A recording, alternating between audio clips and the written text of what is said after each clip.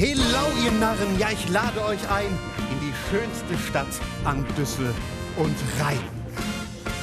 Hallo. Mir bliebe bunt, egal wat kütt, und spielt die Welt auch noch verrückt. Das CC hat geladen, ich finde es echt klasse, hier in Düsseldorfs Rheinterrasse. Und das ist nicht das einzige Neue. Ich darf's ja nicht sagen, aber für euch, da brech ich Schweigen und Siegel. Heute Abend verleihen wir den goldenen Igel.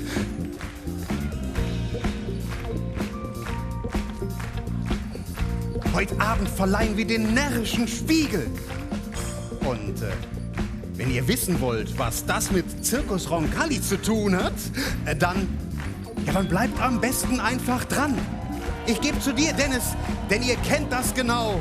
Jetzt geht's los. Mit Düsseldorf, hello!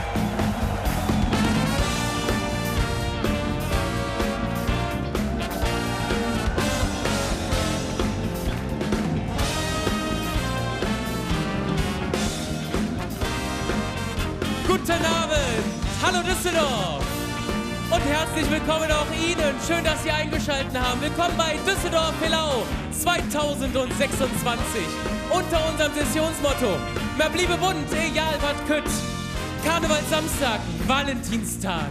Wir haben viel Liebe für Sie im Gepäck.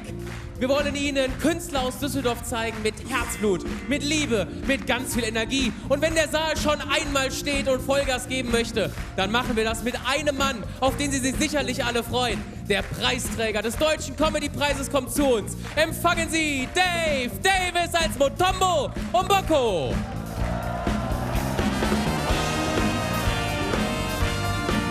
Ja, Hallöchen!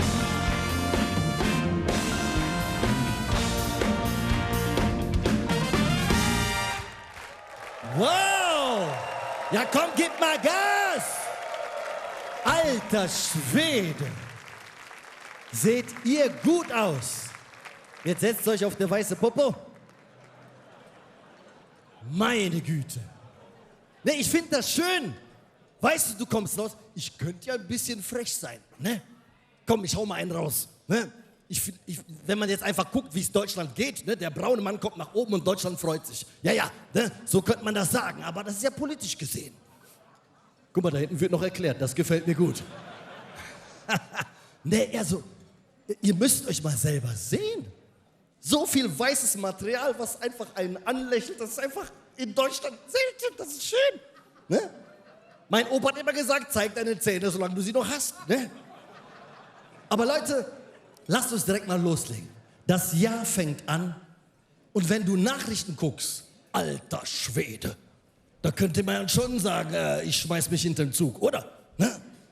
Aber ich möchte euch ermutigen, lasst euch nicht unterkriegen. Und ihr macht das grundsätzlich schon mal richtig. Ihr sitzt hier verkleidet, ja? Jetzt sind wir alle farbig. Ne? Und ich finde das ganz toll, dass ihr das macht. Soll ich euch sagen, warum? Weil Karneval etwas ganz Besonderes ist. Natürlich kannst du sagen, ja, ich feiere Karneval und da haue ich mir die Hucke voll. Ich rufe mein Taxi erst, wenn ich voll bin wie ein russischer Elternabend. Kannst du machen. Ist aber nicht der Sinn. Und ich sag euch, ich kam nach Deutschland und ich bin so happy, dass ich im Rheinland bin. Ja? Weil der Rheinländer, der ist erstmal per se jutop. Verstehst du? Ne? Wir haben die rheinischen Grundgesetze. Et güt wird güt, kann auch 16 Tonner sein. Ja. Ich liebe diese Grundeinstellung und das kombiniert mit meinen afrikanischen Wurzeln. Alter Schwede, explosive Stimmung. Ne? Ich habe schon viele Wurzeln weggeraucht, damit das nicht zu sehr knallt. Weißt du? Ja. Kontrolliertes Sprengen. Aber ich habe überlegt, was soll ich meinen Albino-Äffchen erzählen? Ja? Und ich bin zu folgender Sache gekommen. Wir leben in spannenden Zeiten. Du kannst entscheiden, was du machst. Entweder bist du ein Thermometer oder ein Thermostat. Und was wir brauchen, sind Thermostate. Männer und Frauen, die stehen wie eine Eins. Die sich nicht verrückt machen lassen von dem Lauten um uns herum. Und das liebe ich ja im Rheinland. Man sagt, mein Fädel. Ne? Nicht die Welt verändern. Fang da an, wo du bist. Mein Opa, ein weiser Mann, hat gesagt, Junge, wie frisst man ein Elefante? In Scheibchen. Ja, genau so. Das heißt, fang erst mal, das ist wirklich so. Ja, ich freue mich, wenn ihr applaudiert. Denn mit eurem Applaus habt ihr soeben einen Vertrag unterschrieben. Ja, genau. Nicht die Welt ändern. Fang erst mal mit deiner Familie an. Glaub mir, da bist du beschäftigt. Ja. Ne? Und wenn du das im Skrotum hast, ja, dann fängst du mit deinem Nachbarn an. Dann mit der Wohnetage, dann das ganze Haus, dann die Straße, dann das Dorf, dann die Stadt, dann das Bundesland. Und so verändern wir unser ganz Germany. Und das ist der Punkt. Und ich freue mich, Frau Neubauer, dass Sie da sind. Wirklich, finde ich super. Ich habe hier eine Herrengruppe, ja? Ich habe eine Herrengruppe. Warum? Ich kam nach Deutschland und konnte die Sprache nicht. Also habe ich gedacht, freunde dich mit Deutschen an. Aber die hatten erstmal Angst vor dem schwarzen Mann. Was habe ich gemacht? Ich habe mir einfach welche gefangen, weil ihr seid ja langsam. Ne? So. Ja, sicher. Jetzt gibt es uns schon 7 Jahre. Ist wie eine Zwangsehe, jetzt lieben wir uns. Verstehst du? So, und in meiner Gruppe ist der Schosch, der Georg. Der ist Architekt. Und einer seiner besten Bauzeichner hat jetzt gesagt, dass er zur Frau werden will. Und der hat das durchgezogen, komplett. Untenrum, 12er Muffe, alles weg. Ne? Ja, ist so. Ne? Umgetauscht von Zapferl auf Schlupfwall. Das ist ja okay. Ne? Was ich aber interessant finde, die verstehen sich super. Der beste Mann, beziehungsweise beste Frau, ist eine Bauzeichnerin. Ja? Und er, empathisch wie er ist, hat er gefragt, ja, wie ist das denn? Erzähl mal. Was beschäftigt dich? Was ist denn einer der größten Wünsche? Und da hat sie gesagt, also Ex-Er hat sie gesagt, ich möchte als Frau wahrgenommen werden und auch so behandelt werden. Was hat er gemacht? Hat direkt erstmal das Gehalt um 20% gekürzt. Ne? Der hat durchgezogen. Ne? Der hat durchgezogen. Ja. Steckst du nicht drin, ist wieder Zölibat. Ne? Aber Frau Neubauer, Sie sind ja Ministerin auch für Wirtschaft, richtig?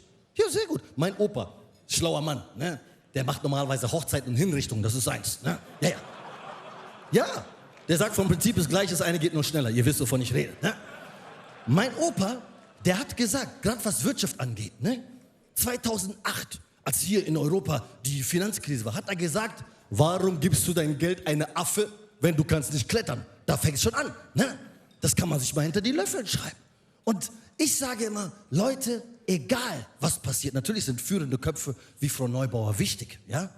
Aber du als Bürger, du hast eine Pflicht. Und gerade als Rheinländer, weil der Deutsche ist nicht gerade der Ausbruch der Freude, wenn man es im Ausland fragt. Aber als Rheinländer sind wir das Kompetenzzentrum für Lebensfreude. Das heißt, bringen das jeden Tag auf die Straße, weil jammern, ja, ist so.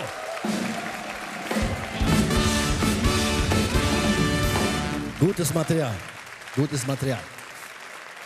Weil, ganz ehrlich, mein Opa hat auch gesagt, jammern ist die niedrigste Frucht am Baum. Das kann jede Sissi. So. Und du bist zu höheren Berufen. Bring Freude da, wo du bist. Gerade wenn du verheiratet bist. Wer von euch ist länger als 10 Jahre verheiratet? Hand hoch. Guck mal, genau. Ihr wisst, was Krise bedeutet. So. Ja, lach nicht. Ich sehe das an den Gesichtern. Ne? So, und statt zu jammern, arbeite antizyklisch, entgegen dem, was man erwartet. Wenn du 30 Jahre verheiratet bist und du bist mit deiner Frau im Bett, dann sprich sie einfach mal mit anderen Vornamen an. Da geht wieder was, glaub mir. Das ist mein Germany. Natürlich. So. Ich lebe ja in Köln, in einem für Afrikaner sehr tolles Veedel. Warum? Weil raubkatzenfrei. Wo lebe ich? In Köln? Löwenich. Sehr gut, mein Freund. Aufgepasst, ne? Ja. So, jetzt pass auf. Ich verstehe die Nöte der Menschen. Versuch mal eine Wohnung zu kriegen, die du noch bezahlen kannst. In Köln, Marienburg zum Beispiel, da wohnen die reichen Leute. Ne? Also die kaufen nicht bei Netto, die kaufen bei Brutto, bei denen läuft's, verstehst du? Ja, sicher. Ne? So, da kann es kann sein, dass du in Marienburg für eine 50 Quadratmeter Wohnung 2.000 Euro kalt bezahlst. Und im sozialen Brennpunkt Köln-Kalk machen die dich für 2.000 Euro kalt. Das ist der Unterschied. Ne? Da kann es sein, dass du erschossen wirst, während du erschossen wirst. So. Und ich könnte stundenlang darüber reden. Und ich habe entschlossen, nein, ich möchte nicht mehr negativ reden. Und deswegen rede ich auch nicht negativ über Köln-Kalk. Also habe ich gesagt, Motombo, geh als Vorbild voran. Ich habe bei der Stadt Köln angerufen, persönlich. Und habe gesagt, Leute, lasst uns aus Köln-Kalk ein olympisches Dorf machen. Ja, die haben genauso geguckt. Dann habe ich gefragt, ja, warum? Dann habe ich gesagt, ja, warum nicht? 95 Nationen, alle im Trainingsanzug. Lass uns anfangen. Ne? So muss man Sachen angehen. So muss man Sachen angehen. So. Jammern sollen die anderen. Und ganz ehrlich, was uns hilft in diesen Zeiten, wo Autokraten total verrückt spielen, ist, wenn wir unseren moralischen Kompass behalten. Ja, ich weiß, manche denken, das klingt linksgrün versifft, ist mir egal. Ne? Wahrheit ist Wahrheit. Und ich bin auch manchmal mit Sachen konfrontiert, wo ich schnell reagieren muss. Ja? Und gerade wenn du aussiehst wie ich, ne, ich meine, da kommen manchmal Situationen vor, also nicht, dass ich mich das stören würde, hallo, 360 Grad Schokoladenseite, wer kann da widerstehen? Ne? Und das Ding ist folgendes, ich gebe dir ein Beispiel. Ja, ich bin ein resilienter Mensch. Ja, Resilienz ist ein Begriff, ne? Also die Fähigkeit, dich an den eigenen Haaren, ne, aus dem Sumpf zu ziehen. Also je nach Stadtteil auch Extensions, egal. Ne? So, wie auch immer. Wie auch immer. Ich war unterwegs, hatte in einer Lotterie gewonnen. Unglaublich. Ein Wochenende im Hotel. Ich habe mich gefreut. Stehe vorm Fahrstuhl mit meiner Zimmerkarte. Ja? Und dann warte ich da und dann spüre ich, dass mich jemand böse anguckt. Ich drehe mich um, da stand da so eine Frau, keine Ahnung, vielleicht 80 Jahre alt. So hat die mich angeguckt. Und sowas beruhigt mich. Das ist für mich wie Yoga. Je mehr du dich aufregst, desto ruhiger werde ich. Ne? Und da habe ich sie angeguckt, Freund, ich habe gesagt, wenn der Fahrstuhl kommt, dann dürfen Sie rein. Ne? Als erstes. Hat sich nicht bedankt. Jetzt pass auf, Fahrstuhl kommt, ne? Tür geht auf, sie geht rein. Ne? Ich natürlich dann auch. Fahrstuhltür geht zu. Was macht sie? Hält ihre Handtasche fest. Ja, ich meine, ich lache jetzt, aber in dem Moment war es unangenehm, weil ich habe gezogen, sie hat gezogen. Es war nicht schön, es war nicht schön. Was willst du machen? Ja, so kann man Menschen auch integrieren. Das nennt man Schocktherapie. Was ich zum Beispiel liebe in meiner Herrengruppe, und das finde ich ganz, ganz toll. Wenn wir wollen, geht das. Ne, was kümmert mich meine Lackierung? Ne? Wir haben eine Vereinbarung, dass ich schwarz bin und ihr weiß. Okay, haben wir so vereinbart, aber in der Wirklichkeit wissen wir doch alle, du bist nicht weiß, ich bin nicht schwarz. Ne? Also ich bin eher braun, ihr seid gedämpft, ferkelrosa oder sowas. Ich weiß nicht, wie man es nennt, aber ich finde es putzig. Ne? So, ich komme zum Ende. Also, ja, was willst du machen? Ich werde gleich auch in mein Biene-Meier-Kissen weinen, ich weiß, ja. Aber wenn ich euch so sehe, ne, ich finde das toll. Menschen, die glücklich sind, behaltet euch das bei und macht bitte, bitte jeden Tag bekloppte Dinge. Ja? Und Frau Neubauer, wenn ich sage bekloppte Dinge, dann meine ich nicht, dass sie bei McDonald's das Tablett stehen lassen. Das ist Sissi. Ne, das kann jeder. Ich meine eher die Liga. Sie sitzt mit ihrer besten Freundin in U-Haft und sagen, boah, war das geil. Das meine ich. In diesem Sinne, vielen, vielen Dank fürs Zuhören. Habt eine tolle Zeit.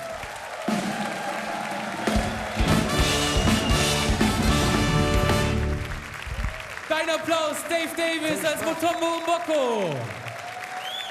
Herrlich. Mein lieber Dave, wir verabschieden uns von dir mit dreimal Düsseldorf. Auf Dave Davis. Düsseldorf. Und Büttenmarsch bitte.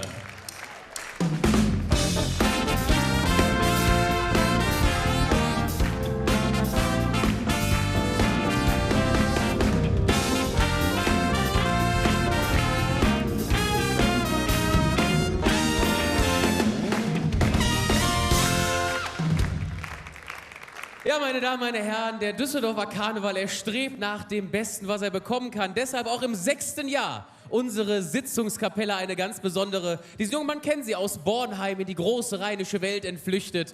Unter der Leitung von Michael Kuhl, die Michael Kuhl Band.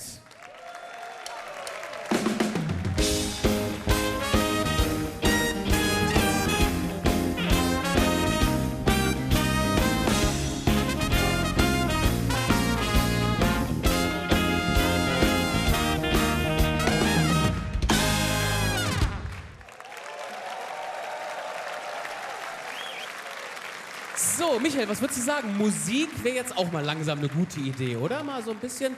Wir haben da in Düsseldorf eine Band, die macht wirklich gute Musik, handgemachte Musik aus Düsseldorf und begeistern uns in den Sälen schon seit den ein oder anderen Jahren und haben dieses Jahr die große Ehre, das Mottolied des Düsseldorfer Karnevals zu präsentieren. Ma bliebe bunt, egal wat kütt. Dargeboten von den Jungs der Wimmer Band.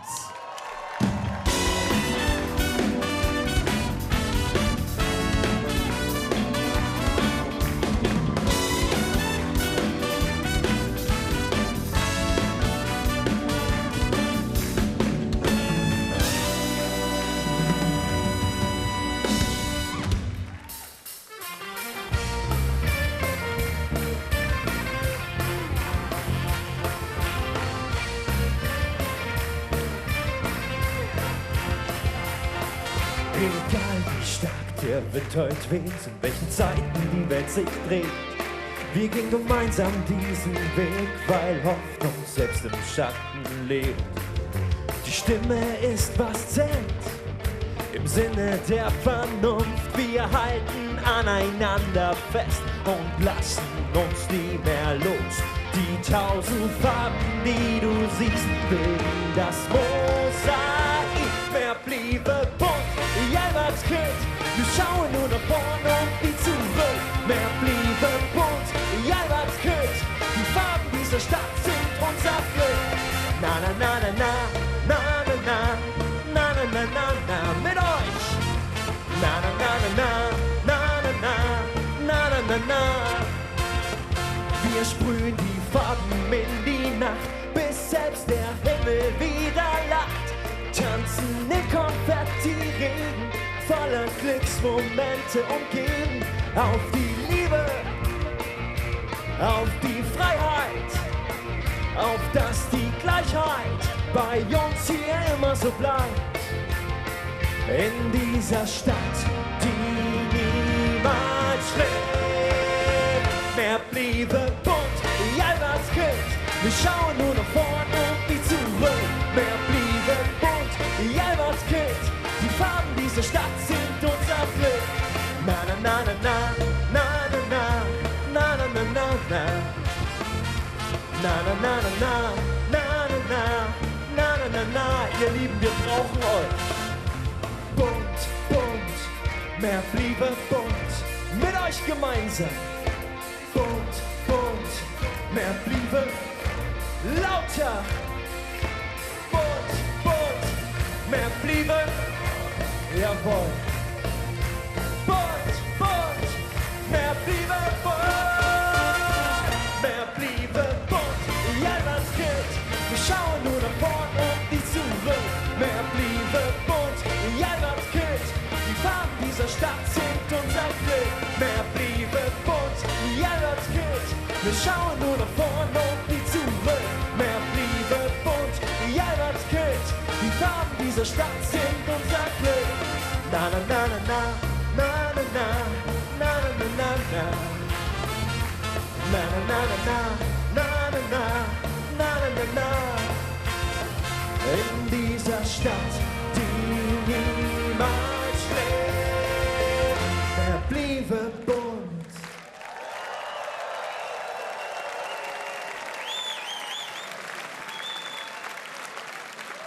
Wir sagen ganz herzlich Danke mit dreimal Düsseldorf, Wimmerband, WDR.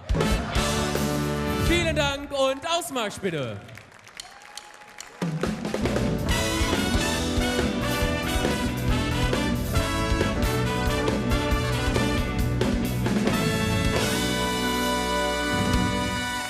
Ja, und verehrte Gäste, wir wollen jetzt mit einer Rednerin weitermachen am heutigen Abend. Das bedeutet, hier im Saal, Sie nehmen Ihre Plätze ein, Sie bekommen ein bisschen zur Ruhe, Zeit zu entspannen, Luft zu holen und vor allen Dingen gut zuzuhören. Das ist Respekt für Rednerinnen und Redner, wie wir ihn in Düsseldorf haben wollen.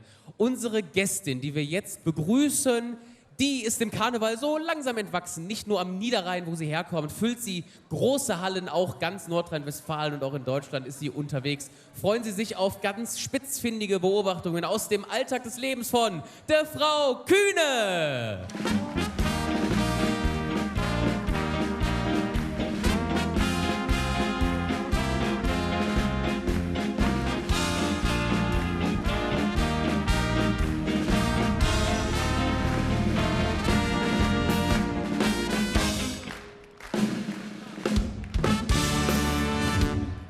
Abend zusammen.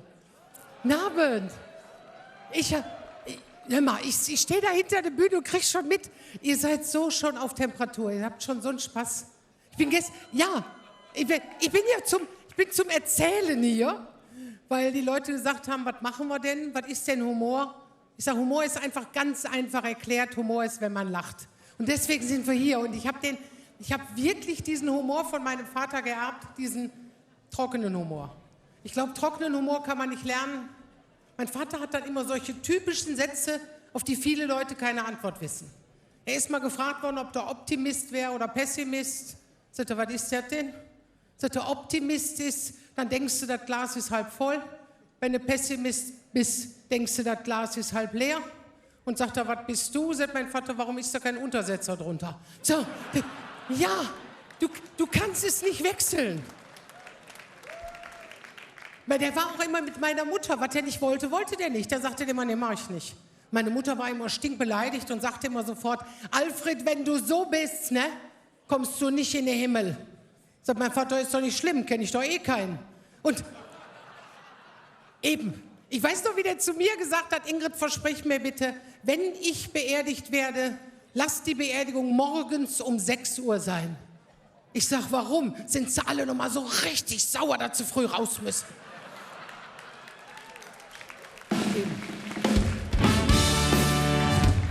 Ja. Und solche Sachen, die kannst du nicht lernen. Du kannst es einfach nicht lernen. Ich habe so viele Geschichten, die habe ich mir aufgeschrieben damals. Als Kind schon habe ich das so empfunden. Wir kamen mal bei uns die Haustüre raus, es war Nebel. Es war so neblig, du konntest die Hand vor Augen nicht sehen. Und mein Vater und ich kommen die Haustür raus und in dem Moment kommt auch die Nachbarin raus und steht vor meinem Vater und sagt, Nebel. Mein Vater sagt, sehe ich. Ne? So. Und da sagt sie, ja, aber Nebel ist mystisch. Und mein Vater sagt, nein, Nebel ist kein Wetter für Neugierige. Und solche Situationen. Wir haben dann irgendwann mal, saßen wir auch mal in eine Pension im Urlaub. Meine Mutter guckt aus dem Fenster. In dem Moment kommt diese Pensionswirtin, schüttet uns den Kaffee ein. Und wirklich, meine Mutter guckt raus und sagt, boah, sieht nach Regen aus. Sagt mein Vater, ja, soll aber Kaffee sein. Und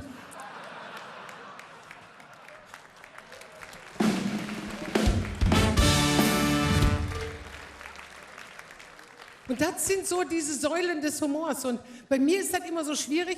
Du hörst oft so richtig gute Witze und dann vergisst du sie. Das ist, wenn ihr heute Abend nach Hause geht, sagst du auch immer, wie war der, vergessen. Deswegen, ich bin auch vergesslich. Aber in meinem Alter darfst du das. Ich vergesse vieles. Weißt du stehst irgendwo und willst einen Kaffee trinken, denkst, keine Büchsenmilch, rennst in den Keller. Wir wissen alle, wie das ist. Du stehst in diesem Keller und denkst, was wollte ich? Du stehst wirklich und denkst, jetzt ganz ehrlich, das ist die Kernfrage in meinem Leben. Was wollte ich denn gerade? Und dann weißt du stehst in diesem Keller und du weißt, du musst zurück an diese Stelle, wo dir bewusst worden ist, was du holen wolltest. Da rennst du wieder nach oben, stehst vor deinem Kaffeepott und denkst, ach ja, die Milch. Rennst wieder runter. Ich habe einmal wirklich im Keller gestanden und habe gedacht, du gehst jetzt nicht nach oben. Du gehst jetzt am Regal vorbei und scannst von oben bis unten. Du siehst, was du willst und dann bringst du das mit. Und ich war bis hinten am Regal, ich wusste es nicht. Ich habe da gestanden, ich habe gedacht, das kann jetzt nicht wahr sein. Ich habe gedacht, vielleicht hast du es gar nicht im Keller gerade. Und auf dem Weg, ich denke, jetzt musst du wieder nach oben. Und im nach oben gehen sehe ich die Büchsenmilch. Und denke, nehm mal mit, die ist, glaube ich, auch bald leer. Es ist so weit. Nee. Nein. Und das ist ja, du hast immer diese Situationen. Da sagt meine Mutter zu mir, ja, schreib dir doch einen Zettel. Ich sage, Mama, ich schreibe mir doch in meiner eigenen Küche keinen Zettel und schreibe drauf Büchsenmilch und renn mit dem Zettel in den Keller. Sagst du, merkst du doch, besser wäre es. Wirklich. Ich sage, ja, in deinem Alter vergiss. Ich sage, Mama, das hat mit dem Alter nichts zu tun. Sven, mein Sohn, der ist 27, der vergisst auch alles. Hat er gesagt, ich vergesse das nicht, ich habe nur nicht dran gedacht. Ich sage, das ist mir egal, du vergisst alles. Und meine Mutter sagt, aber mit dem Zettel, ich sage, jetzt hör doch mal mit dem Zettel auf. Ich schreibe auch Einkaufszettel. In der Küche habe ich einen Block liegen mit einem Kuli. Schreibst du alles drauf, was leer ist. Und dann stehst du im Supermarkt. Und wo ist der Zettel? So, da ist er zu Hause. Dann stehst du im Markt. Wirklich. Dann stehst du in diesem Supermarkt, klammerst dich an diesen Einkaufswagen und denkst, was stand da jetzt drauf? Und dann kaufst du ein. Und ich garantiere euch, ihr kommt nach Hause. Du hast 41 Sachen auf dem Kassenzettel. Und ist wie bei Bingo, kein einziger Treffer mit der Liste zu Hause. Ich kann das nicht mehr.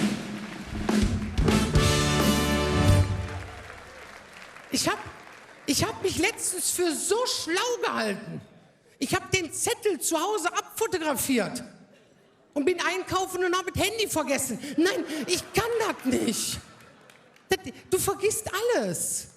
Ich bin letztens auch, das war der Knaller. Ich bin weggefahren beim Supermarkt und in dem Moment ruft mein Sohn mich an. Sagt er, wo bist du? Ich sage, ich bin 5 Minuten zu Hause. Wo du bist? Ich sage, Sven, bitte, jetzt reg mich nicht auf, ich bin in 5 Minuten da. Mein Gott, wo du bist? Ich sage, ich fahre gerade beim Supermarkt vom Parkplatz. Warum? Sagt er, du hattest mich mitgenommen.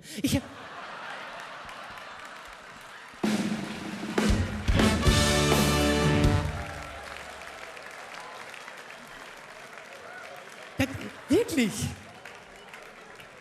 Und das hat was. Für mich hat das was.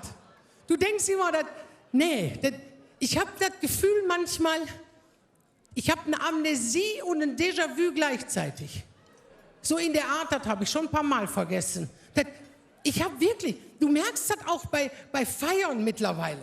Wenn du irgendwo zu so einer Feier gehst, ne? Früher hast du im Keller Party gemacht bis zum Abwinken. Ne? Wir haben Partys gemacht, da brauchtest du nicht erzählen, weil da war die Musik so laut. Wir haben Partys gemacht, da stand am nächsten Tag an der Location ein Schild. Heute geschlossen, wegen gestern. So haben wir gefeiert. Heute sitzt sie im Wohnzimmer. Da sitzt sie im Wohnzimmer, tu mir mal ein Wasser. Was ist das denn? Wir werden alt. Und dann sitzt du da und der Erste fängt an, eine Geschichte zu erzählen und sagt, habt ihr schon gehört hier von dem Dingens? Der hat doch vorige Woche so, der Erste sagt, welcher Dingens? Hier der Dingens. Und dann weiß der nicht, dann fängt der an, die Geschichte nicht zu erzählen, sondern drumrum und sagt, hier der bei uns in den Schützen ist, der jetzt rausgegangen ist, weil dem die weißen Hemden nicht stehen. So. 2 andere Männer sagen, der ist sowieso bekloppt. So. Jetzt wissen wir immer noch nicht, wer. Das ist die Frau von dem einen. Wer ist das denn? Die mit das fiese gelbe Auto. Da sagt sie, jetzt weiß ich es. Sagt zu ihrer Nachbarin, die haben das fiese gelbe Auto. Weißt du, wo die früher an der Tankstelle. Da sagt sie zu ihrem Mann, das sind die wir damals in Italien getroffen haben, am Gardasee.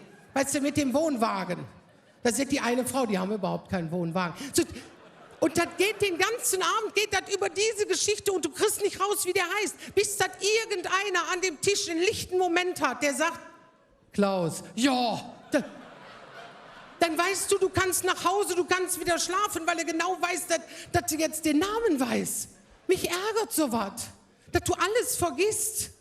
Ich hatte letztens eine Situation, da habe ich selbst ein bisschen Angst gekriegt, sag ich ehrlich. Da bin ich in der Küche, ich hatte so ein Kratzen im Hals. Ich denke, mach dir mal eine heiße Milch mit Honig, ne? Der Pott auf der hat die Milch da rein. Auch ich denke, kannst du noch eben schnell die Betten überziehen gehen, ne? Und ich schnell bis in das Schlafzimmer die Betten überzogen, bin die gerade an Schütteln. Ich denke, die Milch. Ich bin wie eine Bekloppte in die Küche gerannt. Ihr könnt gar nicht glauben, wie froh ich war, dass ich vergessen hatte, den Herd anzumachen.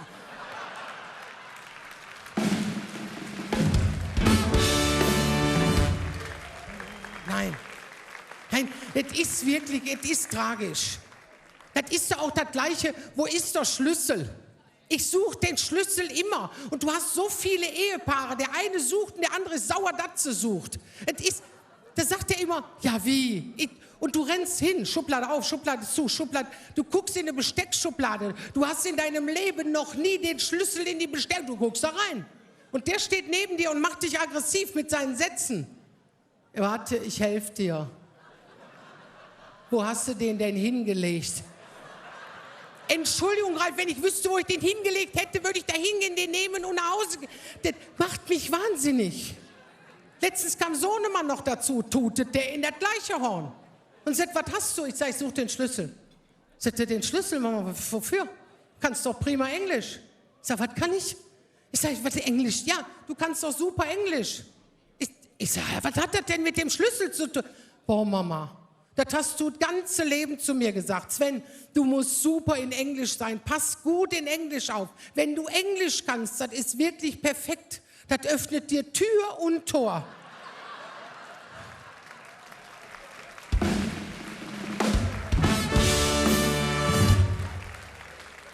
Nein, ich verliere so Sachen auch. Ich suche immer. Und eine Freundin hat zum Beispiel den Briefkastenschlüssel verloren, hat sie bei der Hausverwaltung angerufen, die wohnen in so einem Mehrfamilienhaus. Hat sie gesagt, sie hätte den Brief, ja, würden sie ihr nachmachen. Was haben die gemacht? Haben sie ihn ihr geschickt mit der Post. Kannst du nicht. Schaffst du nicht. Für mich ist auch so ein Punkt mit dem Schlüssel. Ich sage es ganz ehrlich. Ich habe letztens auch in der Werkstatt angerufen. Ich sage, seid mir nicht böse. Ich kann das Auto um 4 Uhr nicht abholen. Sagte, warum nicht? Ich sage, ich finde den Schlüssel nicht. Sagte, nimm doch den du uns hier gelassen hast. Ja. Früher war ja vieles einfacher. Wenn du von diesen Feten nach Hause gekommen bist. Da hast du gemerkt, du hast keinen Schlüssel, also bist du draußen auf die Fensterbank geklettert von dem Badezimmer. Da konntest du oben so ein Knüppchen reindrücken, da ging das Fenster auf, kamst du rein, kriegte keiner mit, wann du nach Hause bist. Geht ja heute gar nicht mehr. Ich komme ja gar nicht mehr auf die Fensterbank. Nein, mich macht das Wahnsinn. Und ich habe ja noch so ein Exemplar zu Hause. Sven ist ja noch da, unser Sohn. Und dann sagen viele immer, ja, die Jugend von heute. Ich sage, hört doch mal auf. Ich sage, redet doch nicht die Jugend so schlecht. Wir haben so eine super tolle Jugend, die wirklich weiß, was sie wollen. Die machen, was sie finden und die wollen ihre Welt retten. Das haben wir doch auch gemacht, nur anders. Ne? Aber für mich ist das, die Jugend ist toll. Natürlich haben wir da auch Graupen zwischen. Da sind auch welche zwischen, wo du denkst, was wollte der liebe Gott dir damit sagen? Ja, da sind welche, wo du denkst, und du sollst meine Rente bezahlen. Ich glaube, da wird nichts. Ja, wir standen im Supermarkt, wirklich, vor mir ein Mann, an der Kasse, so ein junger Mann, so mein Alter, und davor war, bitte, und davor war so ein junges Mädchen, und auch die Kassiererin war auch so ein junges Mädchen, und da sagt diese junge Frau vor der Kasse, sagt, die Adventskalender, habt ihr nur die mit 24 Türen? Und die sagt an der Kasse, Herr weiß nicht, muss in der Abteilung fragen. Und der Mann vor mir, ganz trocken, sagt, die mit 31 kommen erst wieder im Januar. Ja.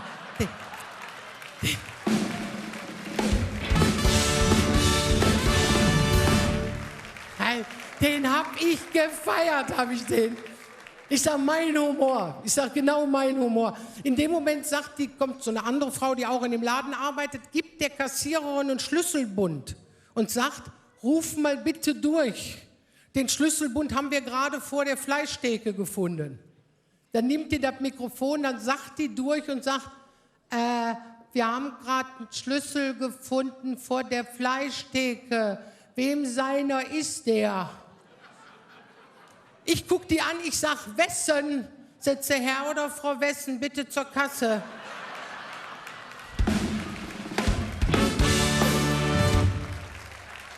Das Schlimme ist ja, Sven, wie der letztens, der hatte eine Freundin, wo du auch denkst, boah, die war schon hardcore, und du merkst das als Mutter sofort. Die hatte abends bei uns geklingelt, Sven wohnt ja vorne am Haus, es war schon dunkel draußen und so, da klingelt sie und sagt, der Sven kommt gleich von der Arbeit. Ich sage, ja, der wollte Pommes haben. Wie lange kann ich denn dieses Frittenfett benutzen?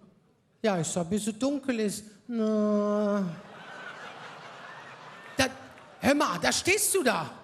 Ich sage, komm zu uns, Essen ist in Ordnung. Dann sitzen die bei uns am Tisch, sind am Essen, Sven erzählt und sagt, ey, ihr glaubt das nicht. Ich habe heute Morgen einen Fuchs gesehen auf dem Weg zur Arbeit. Da sagt sie, woher weißt du denn, dass der auf dem Weg zur Arbeit war? Nein, das willst du nicht für dein Kind. Nein, du stehst da wirklich und denkst, hat die nicht gesagt. Ich war mit der in der Stadt, da sagt die, gehst du auch mit? Ich sag, wohin? Zum Zirkus? Ich sag, wo ist denn Zirkus? Sie hängen doch 1000 Plakate. Ich sag, nächste Woche ist Wahl. Das hat die nicht begriffen. Ich habe zu Sven direkt am Anfang gesagt, ich sag, Sven, das ist nichts. Ich sag, nein, das ist die wirklich. Ich habe die morgens gesehen, da kam die aus dem Badezimmer ungeschminkt. Ich sag zu Sven, wer ist das? Sagt er, das ist dieselbe wie immer, nur auf Werkseinstellung zurück. Ja.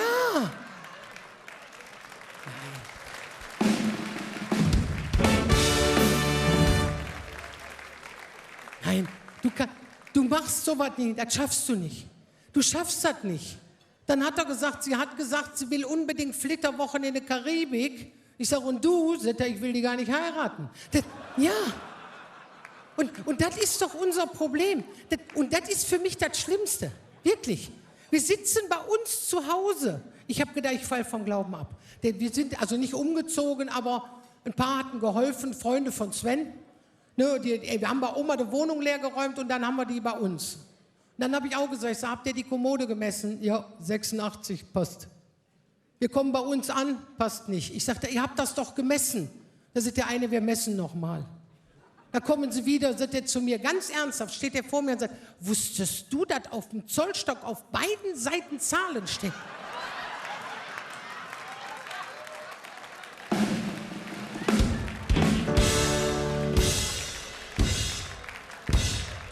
Wisst ihr, was ich meine? Wir waren oben, dann waren wir oben, dann kamen noch 2 nach, habe ich gerufen, nicht mit leeren Händen kommen. Ne? Ich denke, da können sie den Anhänger weiter leer räumen. Da kommen die Treppe hoch. Ich denke, was ist denn los? Ich gucke Ralf an, ich sage, da ist doch gar nichts Schweres mehr auf der Anhänger. Sagt er, was was schleppen die denn? Kommen die um die Ecke? Da kommen die mit einem Riesenteil, stellen das an eine Wand. Sagt der eine, boah, ey, voll schwer. Ich sage, ja. Sagt er, ich weiß gar nicht, was das ist. Ich sage, es ist die Klappe vom Anhänger. Das schaffst du nervlich nicht. Wir saßen abends. Abends saßen wir, dann haben wir Pizza bestellt. Darum kommen die anderen noch immer alle helfen. Dann haben wir Pizza bestellt. Und daran merkst du, die Jugend ist pfiffig. Also unser zumindest. Der Ralf hat Pizza gegessen, hat sich verschluckt. Und fängt an zu husten. Der kriegte gar keine Luft mehr. Und Sven sitzt neben dem. Ich sag, hallo. Ich sag, klopf dem Papa doch mal auf den Rücken. Sagt er, bist du bescheuert? Der hat doch eine Patientenverfügung. Ich sag, hallo? Ja, sagt der Mama, habe ich doch unterschrieben. Der Notar hat doch gesagt, Vorsicht, Vorsicht. Keine lebenserhaltenden Maßnahmen. Ich sag, Sven, deswegen, unsere lebenserhaltenden Maßnahmen ist das, was wir heute Abend hier machen. Spaß an der Freude mit Menschen, die uns viel bedeuten. Und dass wir lachen. Lacht so viel ihr könnt.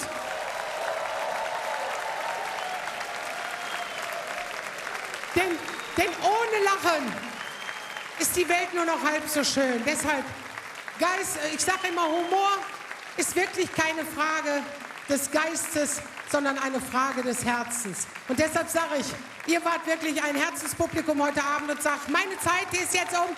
Ihr wart ein fantastisches Publikum. Ich verschwinde jetzt hier von der Bühne und wünsche euch einen schönen Karneval. Ingrid Kühne, Dankeschön.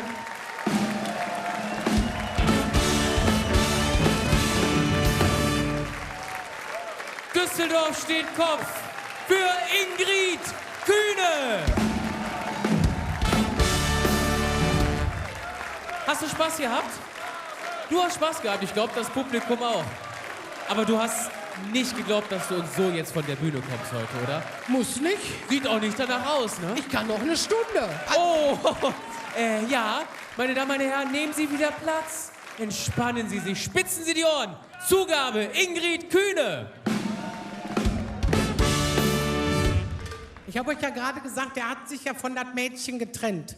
Und ich habe nur gedacht, mal gucken, was kommt. Was kommt als nächstes? Ne? Da bist du ja als Mutter, hast ja immer Angst. Ne? Du denkst ja immer, der Nächste, der kommt, oh wei, oh wei. Und dann sah ich ihn draußen bei uns am Hof stehen mit was Frisches.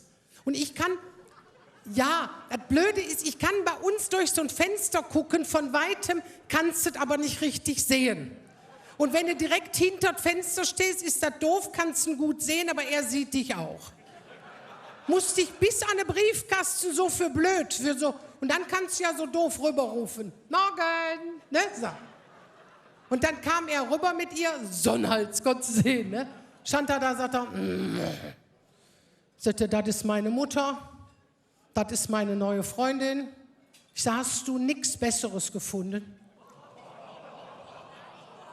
Ja, der war auch sauer, ne, und sagte direkt so, du bist unmöglich. Ich sag, Sven, wer spricht denn mit dir? Dankeschön.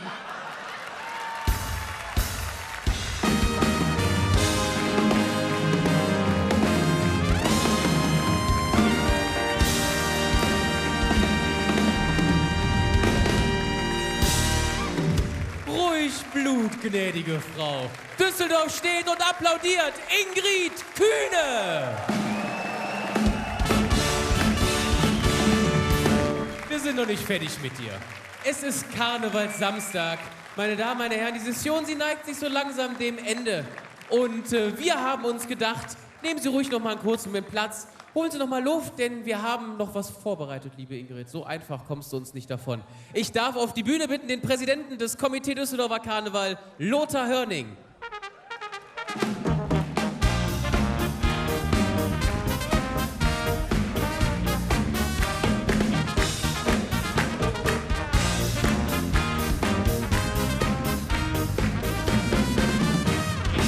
Ja, meine sehr verehrten Damen und Herren, liebe Jecken hier heute im Saal, aber auch zu Hause an den Bildschirmen, Karnevalssitzungen, da ist immer etwas los. Da wird gefeiert, da wird gelacht, da wird getanzt, da gibt es auch melancholische Sachen. Liebe Ingrid, wir sagen Danke, denn alle wissen es nicht, aber wir wissen es. Heute war der letzte Auftritt von der großen Karnevalsbühne, die du gehabt hast. Im Rheinland, im Niederrhein. Große Bühnen, kleine Bühnen. Mit ganz viel Herz hast du alle mit deinem Humor begeistert. Du hast uns, wir gehen einen Schritt nach vorne, du hast uns viel erzählt, du hast uns den Spiegel vorgehalten. Und liebe Männer, wir wissen, in der Zeit, in der Ingrid Kühne auf der Bühne war, hat sie uns, den Männern, aber ganz schön den Marsch geblasen und immer erzählt, das, was richtig war oder das, was nicht richtig war. Es gab viele humorvolle Momente und mit deiner direkten Art warst du aber nicht frech, sondern du warst lieb. Liebevoll für das, was du gemacht hast. Und liebe Ingrid, wir wissen auch, solange wie du das gemacht hast als Frau auf der karnevalistischen Bühne, sie nickt schon, als Frau auf der karnevalistischen Bühne war es überhaupt nicht immer einfach. Aber du hast Mut bewiesen. Du hast da gestanden und hat gesagt, ich mach das. Ich weiß, dass du 2014 gegen allen karnevalistischen Büttenrednern die Rampensau gewonnen hast. Du hast es geschafft, da zu sagen, also wenn ich schon hier bin, dann bin ich auch eine Rampensau. Und das hast du da schon geschafft und da sind wir alle sehr glücklich drüber, denn 2014 bis heute, du bist immer noch da und hast es allen gezeigt, wie eine Frau im Karneval steht, wie sie das im Karneval machen kann. Und wir sind von Herzen dabei, denn die Vielfalt, die du uns gezeigt hast, die ist auf jeden Fall da gewesen. Liebe Ingrid, wir verabschieden dich natürlich nicht gerne. Das ist einfach so. Wir sagen aber Dankeschön und vom WDR aus und das Komitee Düsseldorfer Karneval haben wir uns etwas einfallen lassen. Und jetzt darf ich mal kurz den Hoppeditz bitten, dass er einmal zu mir kommt und dir das Geschenk als Anerkennung überreichen darf, das wir haben uns einfallen lassen. Musik ab bitte für den Hoppeditz.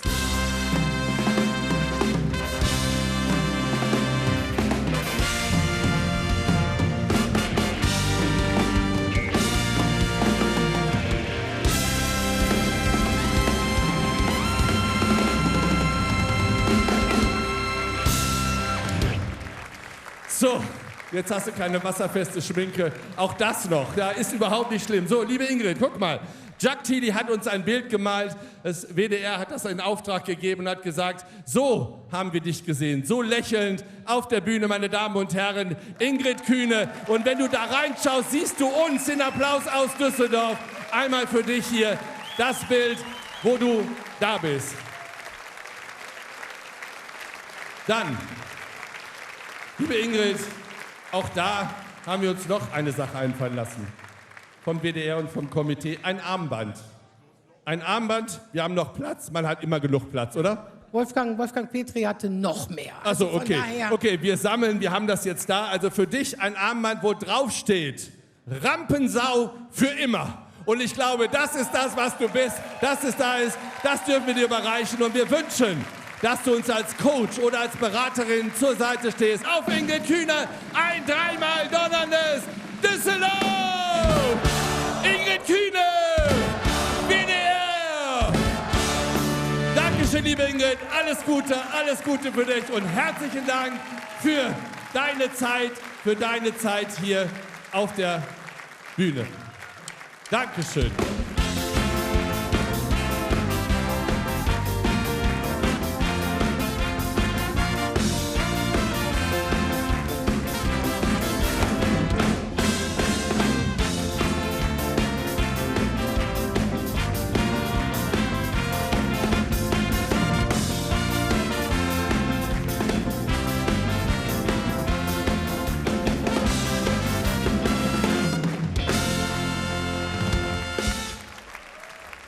Ja, und um im Karneval eine Aussage zu treffen, um politisch aktiv zu sein, da müssen Sie nicht Redner werden. Sie müssen auch keine Band gründen und Musik machen. Nein, das geht auch tänzerisch. Wir sind in Düsseldorf sehr stolz darauf, dass wir eine Tanzgarde haben, die seit Jahren sich einen eigenen Motto-Tanz überlegt, sich ein Thema schnappt und ihn tänzerisch aufbereitet.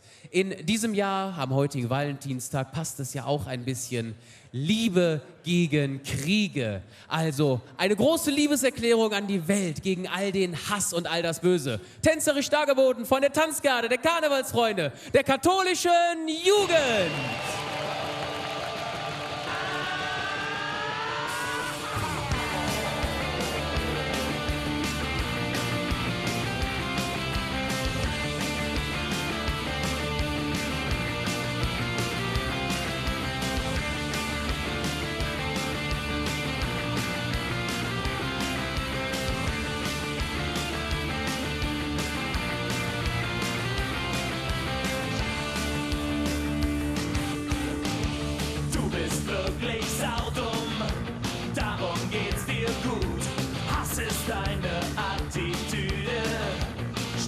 Kocht dein Blut. Alles muss man dir erklären, weil du wirklich gar nichts weißt. Höchstwahrscheinlich nicht einmal, was Attitüde heißt. Deine Gewalt ist nur ein stummer Schrei nach Liebe. Deine Springerstiefel sehnen sich nach Zärtlichkeit. Du hast nie gelernt, dich zu artikulieren. Und deine Eltern hatten niemals für dich Zeit. Arschloch! Siehst du die Welt dort am Horizont? Aus Angst wird Wut und aus Wut wird Gewalt. Sie rast auf uns zu in Menschengestalt. Siehst du die Welle, wie sie näher kommt? Bleibst du mit, bleibst du weg oder tauchst du hinein? Traust du dich mit deiner Meinung alleine zu sein? Augen auf, das ist unser Leben, nur wir können was bewegen. Augen auf, Liebe will uns tragen, ein Herz will lauter schlagen. Wenn du gibst, wenn du liebst, wenn Mut unsere Angst besiegt. Ja, wenn du gibst, wenn du liebst, die Welt kann Liebe tragen. Wenn du gibst, wenn du liebst, wenn Mut unsere Angst besiegt. Ja, wenn du gibst, wenn du liebst, die Welt kann Liebe tragen. Und kann ein Herz für alle schlagen. Da sind Millionen Lichter in der Welt, Milliarden Farben, sie leuchten so hell. Millionen Lichter über der Stadt, sie bringen uns sicher durch die Nacht. Da sind Millionen Geschichten, sie sprechen für sich. Millionen Lichter, wie du und ich, wie du und ich.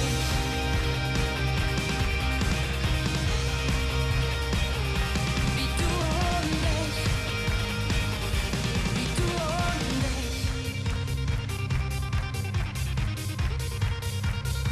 Da sind Millionen Lichter in der Welt, Milliarden Farben, sie leuchten so hell. Millionen Lichter über der Stadt, sie bringen uns sicher durch die Nacht. Da sind Millionen Lichter, siehst du sie nicht?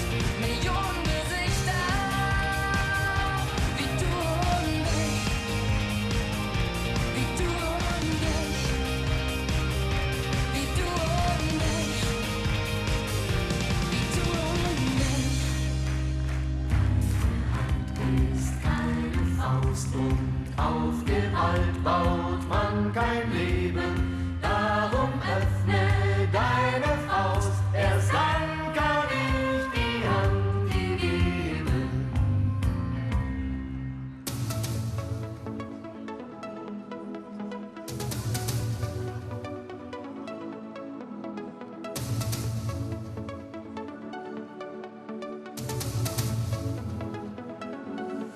Du bist mein Glück, groß wie ein Planet. Du bist die Sonne, die niemals untergeht. Du bist der Mond.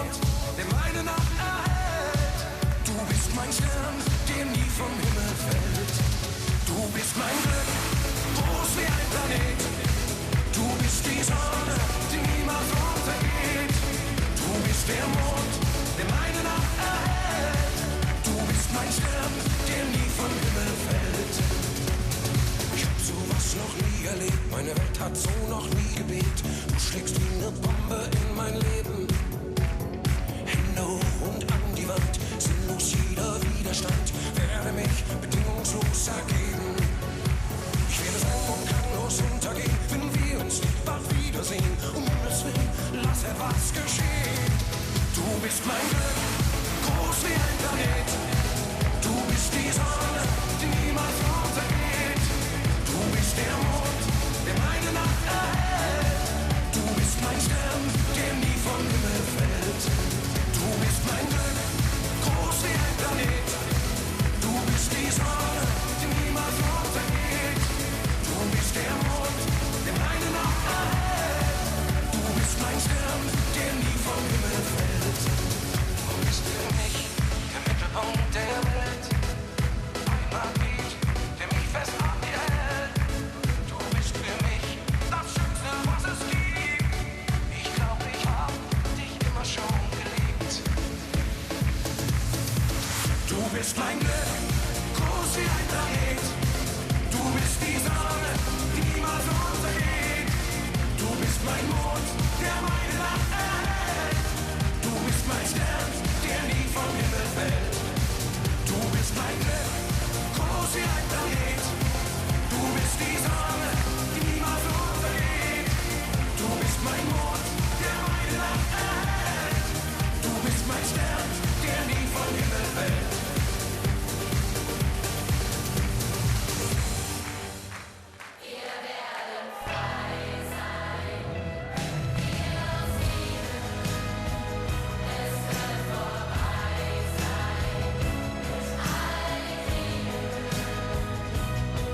Wir sind Brüder, wir sind Schwestern, ganz egal, wo wir sind. Glaub mir, die Liebe gewinnt. Wir werden frei sein, wenn wir uns lieben. Es wird vorbei sein mit allen Kriegen. Wir sind Brüder, wir sind Schwestern, ganz egal, wo wir sind.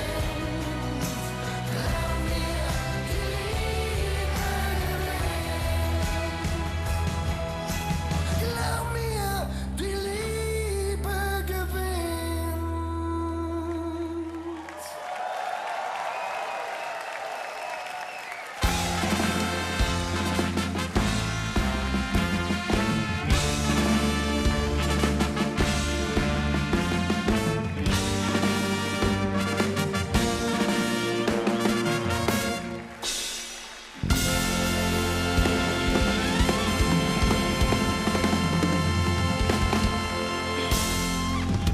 Liebe gewinnt, das ist die Aussage der Tanzgarde, der Karnevalsfreunde, der katholischen Jugend.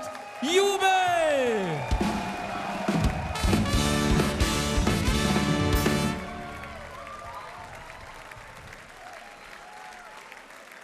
Eine große Freude, meine Damen. Ich glaube, Düsseldorf ist stolz, euch als Tanzgarde in diesen Reihen wissen zu dürfen. Ihr habt ja nicht umsonst von der Landeshauptstadt schon die Auszeichnung bekommen. Tanzgarde der Landeshauptstadt Düsseldorf. Vollkommen zu Recht. Einen großen Applaus bitte auch aus dem Saal für die Mädels, die das ehrenamtlich machen, die dafür nichts kriegen, außer ihren Applaus. Und lassen Sie uns ausrufen auf die Tanzgarde der Karnevalsfreunde der katholischen Jugend mit dreimal Düsseldorf, auf die KKU und den WDR. Ganz herzlichen Dank und Ausmarsch, bitteschön.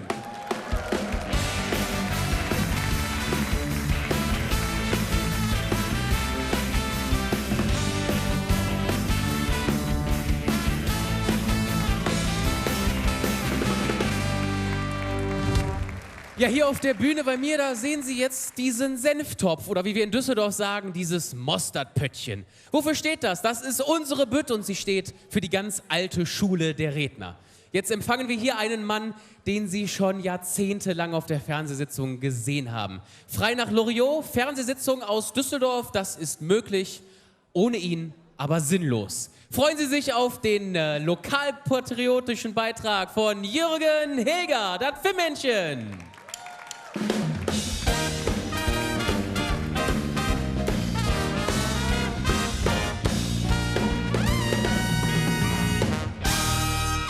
Hey, laut zusammen!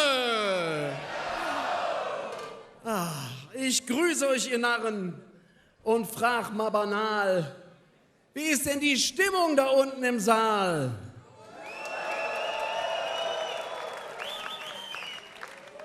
Gut, das wird sich gleich ändern. Mir kommt in den Sinn, ich frage lieber nochmal, wenn ich fertig bin. Ja, ehrlich, ihr Lieben, hier ob jung oder ranzig, angekommen im Jahr 26, da fragt man sich ehrlich, nicht nur hier herinnen, ja, ist denn die Welt draußen eigentlich noch bei Sinnen? Kriege, Chaos, Insolvenzen, Alltagswahnsinn ohne Grenzen und nichts ist mehr sicher, außer als dann Frikadellen in der Kneipe waren schon immer vegan, Wurst schmeckt besser ohne Brot, wer früher stirbt, ist länger tot, Freibier wird nicht teurer im Jahresverlauf, und die Backstage-Karten für den Weltuntergang sind jetzt im freien Verkauf. Daraus rührt die Erkenntnis, kurz aber frei, die Welt spielt verrückt und wir sind live dabei.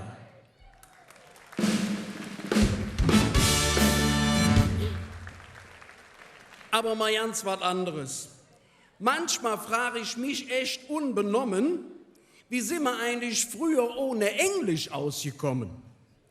Früher war Schlussverkauf, im Jahr exakt 2 Male. Heute ist überall und jeden Tag Saale.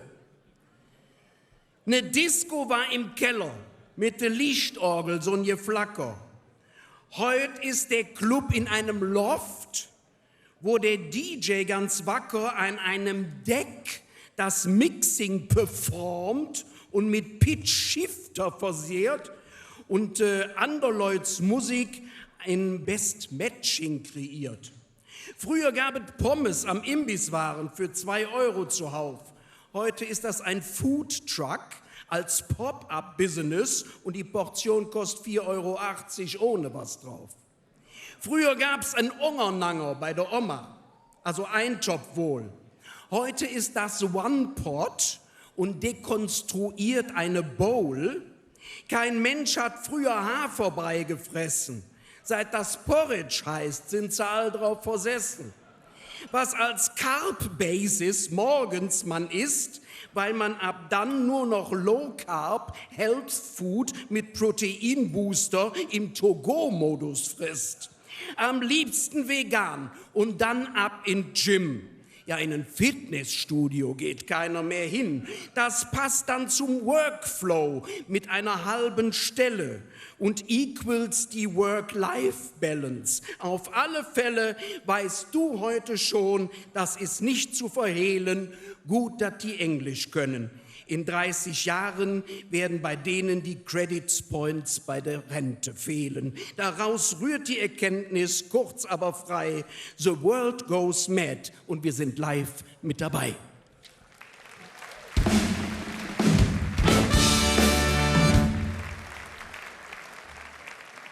Man redet hier oben ja viel jäckes Zeug. Aber jetzt habe ich noch eine gute und eine schlechte Nachricht für euch. Die gute ist, wir haben einen neuen OB. Die schlechte ist, es ist der alte Oje. Ah nee, Entschuldigung. Gott sei Dank ist er nicht da. Gott sei Dank. Das war die Neujahrsrede von Clara Gerlach. Entschuldigung. falsch rum. Die schlechte, es gab eine Stichwahl, oje, die gute ist, es gewann der alte OB und zeigte mit 60% ganz gewiss der grünen Clara, dass eine Harke für sie besser ist. So hockt Stefan Keller auch weiter nach dieser Wählerhommage in seinem Büro im Rathaus auf der 2. Etage und wir sind in Deutschland die einzige Stadt, die im Rathaus am 2. Stock eine Keller hat. Das erkennt man, ihr Leute.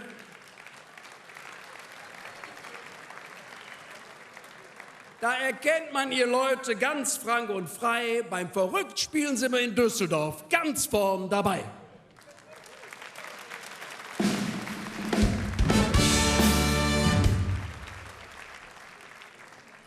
Aber das ist ja nicht alles, was die Wahl uns gebracht.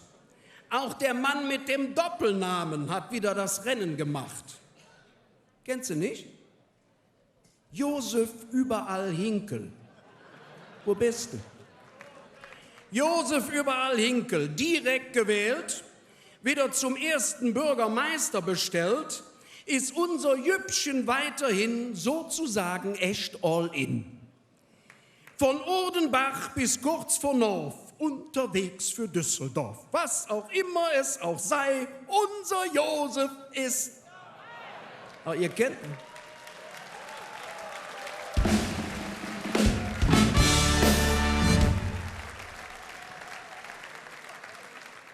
Kindergarten-Infostand mit dem Hammer in der Hand, Auktionator Caritas, er schlägt an das erste Fass, Schützenjecken mit Gepränge, Japantag, Honneursempfänge, Rennbahn, Kirmes, Bücherei, unser Josef.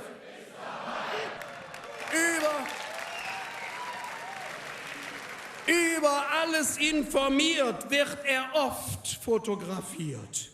Im Wahlkampf, dass es jeder sehe, auf einem Bild mit dem OB, da kommt einer und fragt mich wieder zu jet, sag mal, wer ist das, der da auf dem Bild neben dem Hinkel steht?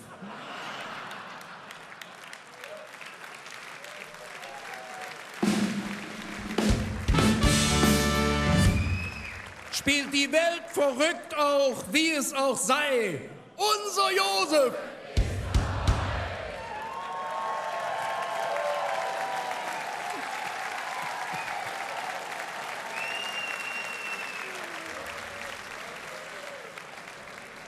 Im vorigen Jahr, da machte ich an dieser Stelle hier mir mancherlei Gedanken zur Berliner Fanta 4.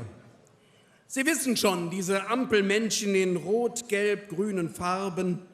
Aber nach dem Ampelaus brauchten die nicht darben. Das Bademantelmodel, Annalena, bekam ein Auslandsstipendium auf Kosten der BRD und macht jetzt ein Praktikum als Umschulungsmaßnahme zur Versammlungsleiterin in New York, USA. She makes good footsteps, also sie macht gute Fortschritte. Say the people, weil sie da ja nichts zu sagen hat, but with the English pronunciation, da hapert es jetzt. Der Bürger zahlt den Quatsch mit allem Drum und Dran, damit das deutsche Bärböckchen dort in New York der Hammer schwingen kann. Der Chris Lindner hat sie Hobby jetzt zum Beruf gemacht. Der macht jetzt in Autos und verdient sein Geld wohl jetzt im Aufsichtsrat. Advisor und Berater für individuelle Mobilität und sorgt jetzt dafür, dass das Aus vom Verbrenner aus auch in seine Tasche geht. Die FDP ist weg vom Fenster. Nur Marie-Agnes Strack-Zimmermann, die Frau von der Düssel, die hockt als Last Woman Standing bis zur Pension jetzt in Brüssel. Der Habeck ging nach Dänemark, verdient das Geld mit Denken. Worüber der den Kopf sich macht, ach, das kannst du dir wohl schenken. Sinniert als Analyst wahrscheinlich jetzt wenig geschwind, warum Heizungsverbote hier in Deutschland wenig ökonomisch sind. Am Ende schreibt er ein Kinderbuch, was er wohl immer wollte, von Roberta, der kleinen Wärmepumpe, die die Welt erobern sollte. Der Olaf Scholz lässt streng bewachen, das kostet uns Millionen, sein Haus in Hamburg schon seit Jahren. Doch tut er da gar nicht wohnen. Ich nehme an, wie manches andere hat der da längst vergessen, dass er die Hütte an der Alster hat irgendwann besessen. Ansonsten ist er Abgeordneter, als Hinterbänkler fix, tut das, was er als Kanzler tat. Mit einem Worte. Also, ihr kennt den Text. Na ja, gut, danke. Schön, er habt ihr gesagt. Daraus rührt die Erkenntnis, Leute, hier ganz kurz und sicher frei. Die ganze Welt, sie spielt verrückt. Die 4 sind mit dabei.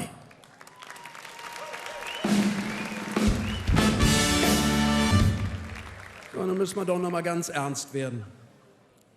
Wir feiern hier den Karneval seit nun über 200 Jahren und pflegen unsere Narretei, so wie das immer war. Mit Spott, und auch mit Schmähgesang, Kritik und auch Satire, auf dass man alles auf der Welt wohl närrisch karikiere. Der kleine Narr auf Augenhöhe halt mit der Obrigkeit, er prangert an und persifliert, hebt an zum jecken Streit. Dies schützt verbriefte Meinungsfreiheit in der Demokratie, die sollten besser pflegen wir, sie ist fragil wie nie. Doch gibt es leider auch Despoten auf dieser Welt sodann, die fühlen sich ertappt von Narren. Die prangern sie dann an, sie stellen den Narren vor Gericht. Ja, das ist Mummenschanz verkehrt herum und dies entbehrt wohl jeder Toleranz.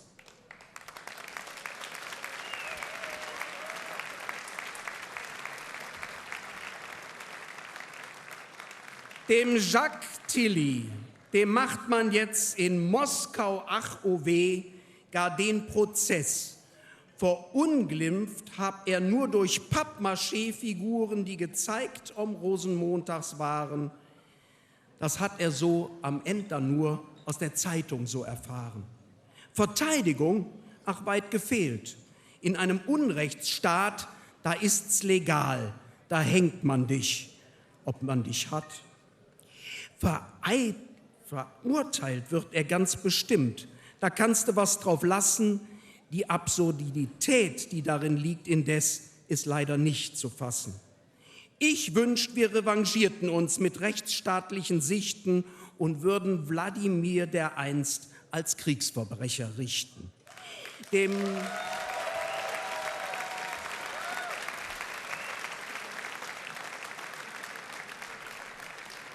Dem Jacques sag ich Gratulation. Die Watsche hat gesessen, sonst hätten die in Russland wohl das Ganze längst vergessen. Wir Jecken machen weiter, so wie es braucht hier Barsch. Nennt Medvedev Merz ne Neonazi, nenn ich den halt nen Idioten.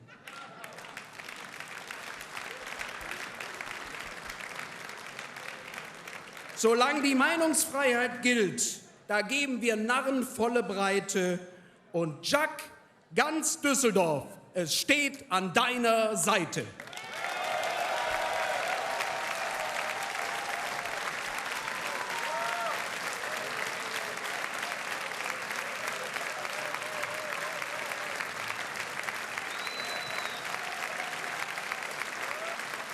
Leute, wo ihr da gerade steht, das passt so wunderbar. Komm, wir schicken mal Grüße, echte russische Grüße. Nehmt mal alle die Hände so vor. So schön, das macht ihr gut. Jetzt gehen wir mal so ein bisschen rauf und runter. Sehr schön. Ja, jetzt kommt der Don-Absacker-Chor hier. Jacques Tilly, Jacques Tilly, Jacques Tilly ist der Held. Jacques Tilly, der macht, was uns gefällt. Jacques Tilly, Jacques Tilly ist der Held. Jacques Tilly, der macht, was uns gefällt. Jacques Tilly ist der Held. Jacques Tilly, der macht, was uns gefällt. Ja, la la la la la la la la la. Liebesgrüße nach Moskau und hello!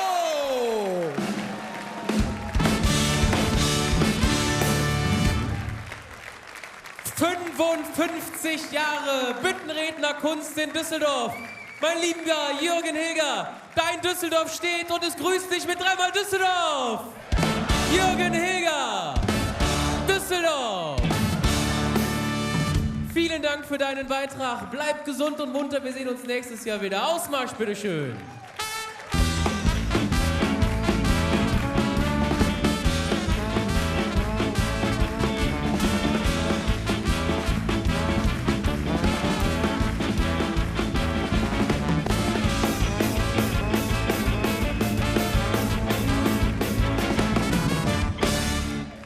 Ja, ich weiß nicht, wie es Ihnen so zu Hause geht, aber meine Damen, meine Herren hier im Publikum, ich glaube, es brennt euch unter den Füßen, oder?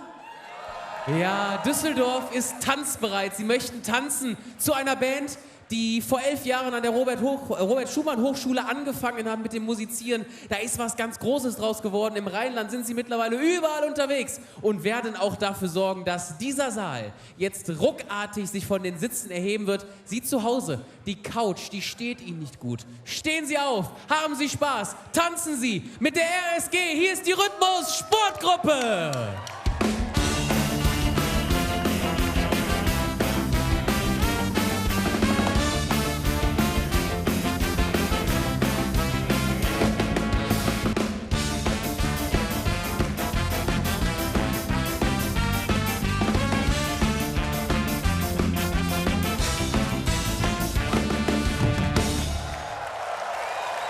Es tut so gut, euch zu sehen. Wir sind ja, glaube ich, mittlerweile zum 5. Mal hier. Bin mir gar nicht ganz sicher.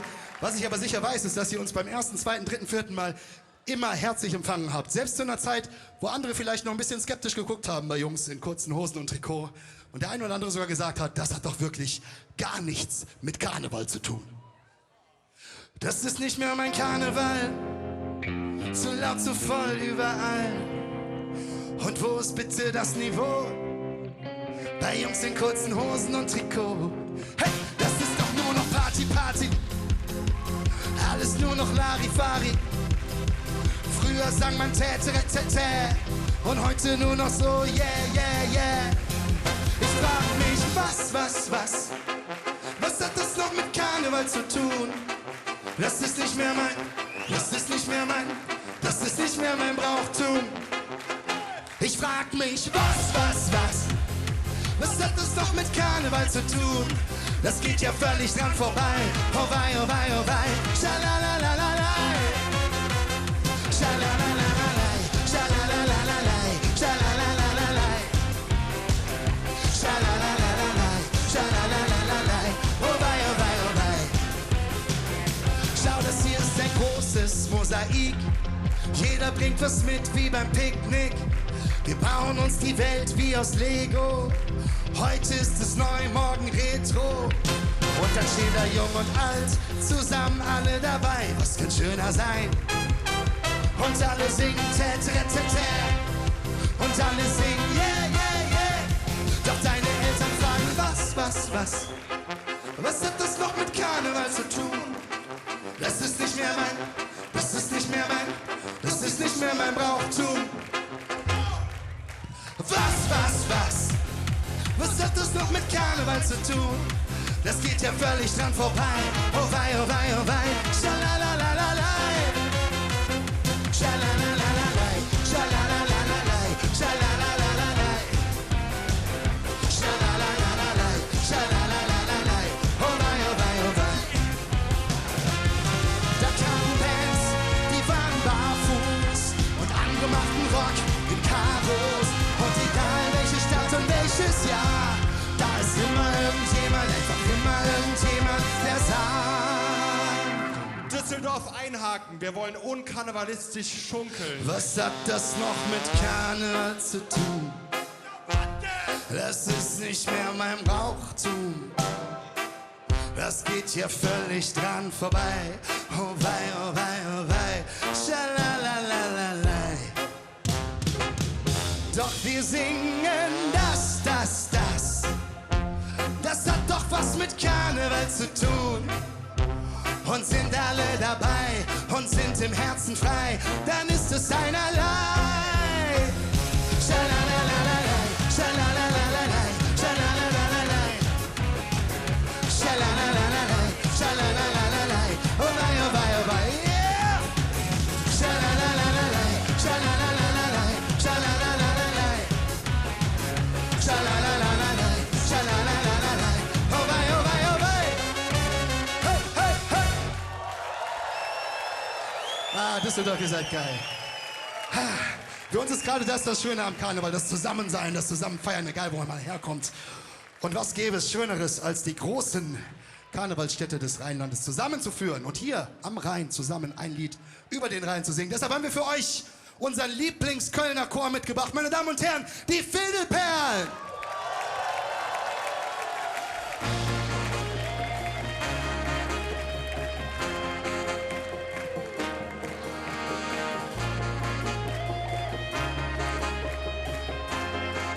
Die können natürlich gerne mitsingen.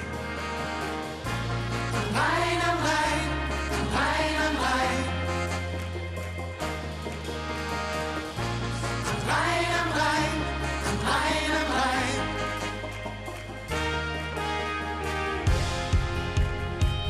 Hier, wo alles etwas bunter ist, so soll es sein. Wo ganz egal ist, wen du küsst, denn Liebe ist frei.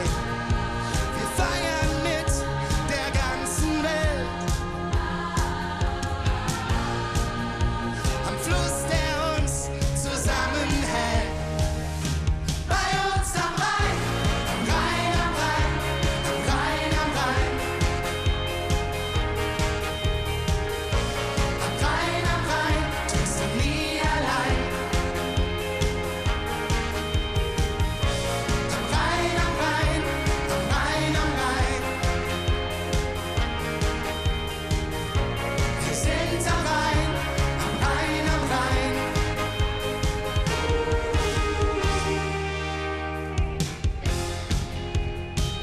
Hier, wo Straßen voller Freunde sind, in den Liedern vereint. Sag, hörst du unsere Chöre singen? Spürst du den Wein? Die Nächte wie das Uferlang. Und jeder singt so laut er kann. Bei uns am Rhein, Am Rhein, am Rhein, am Rhein, am Rhein. Am Rhein, tust du nie allein. Am Rhein, am Rhein, am Rhein, am Rhein. Wir sind am Rhein, am Rhein, am Rhein. So, mittlerweile solltet ihr den Text kennen. Rhein am Rhein, am Rhein am Rhein. Am Rhein am Rhein trinkst du nie allein. Das kann man auch zu Hause mitsingen. Am Rhein trinkst du nie allein. Wunderschön. Ein bisschen lauter noch. Am Rhein am Rhein.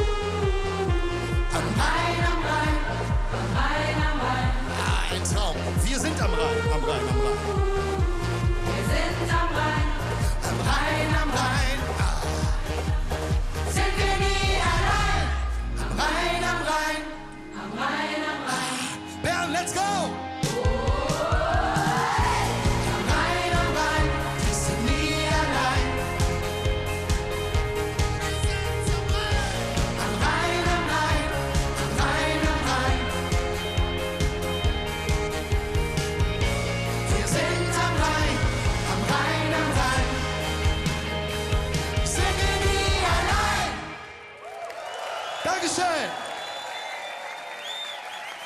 Düsseldorf, das sind für euch die Rhythmus-Sportgruppe und die Fädelperlen.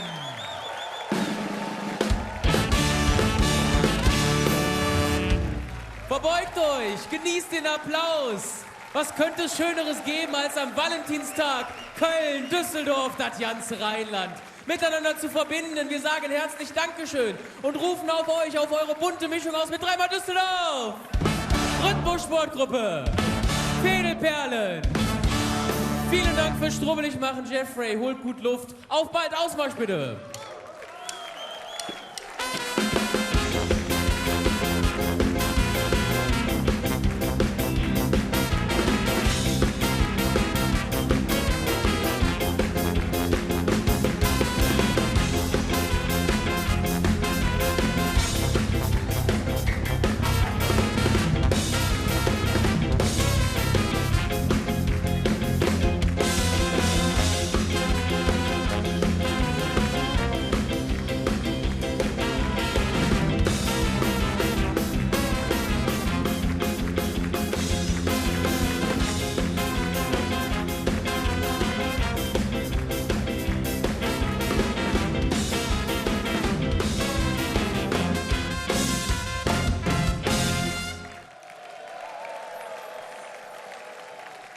Ja, meine Damen, meine Herren im Saal, Sie dürfen gerne Platz nehmen und Sie zu Hause, Sie dürfen sich freuen auf einen Redebeitrag eines Künstlers, dem wir in der vergangenen Session gesagt haben, du musst unbedingt wiederkommen. Denn er hat es sich zur Aufgabe gemacht, extra für den heutigen Tag einen eigenen Text zu schreiben, eine Rede zu formulieren. Und das hat wirklich etwas von moderner Büttenrede, also die Mischung aus Moderne und alter Schule. Das ist wirklich großartig anzuschauen. Das werden Sie jetzt gleich auch hören, hier bei uns auf der Bühne mit Wolfgang Trepper.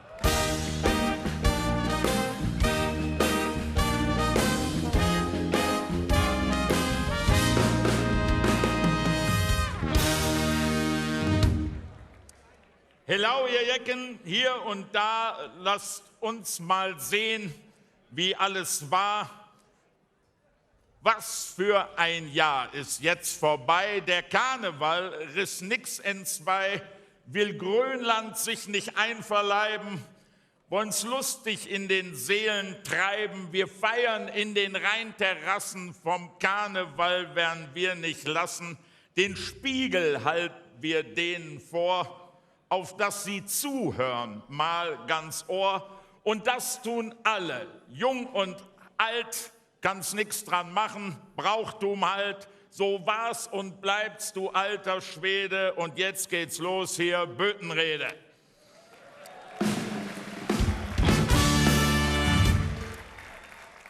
Als 10. Kanzler neu im Amt steht Friedrich Merz seit Mai im Amt. Neu auch der Papst zur gleichen Stund im Vatikan, da ging es rund.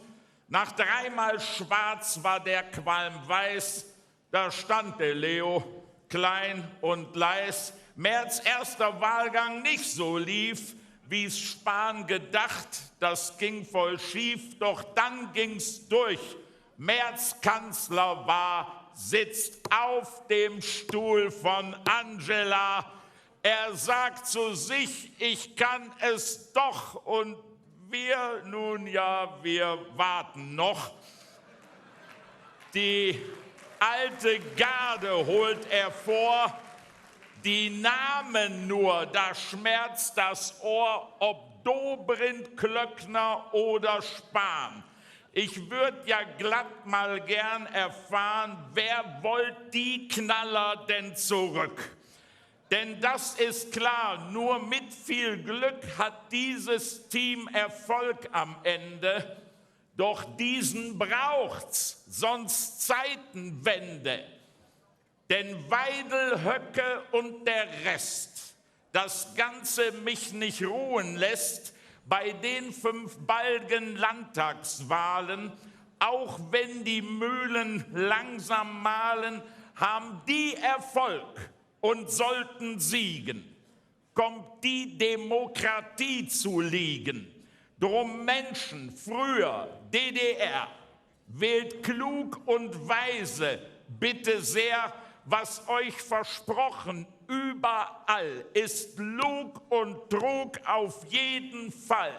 Knapp 40 Jahre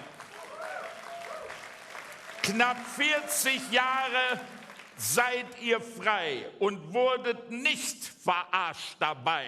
Fallt nicht herein auf braunen Mist, der wirklich nicht mehr harmlos ist. Und nicht nur dort, im ganzen Land, denkt nach und wählt mit ruhiger Hand.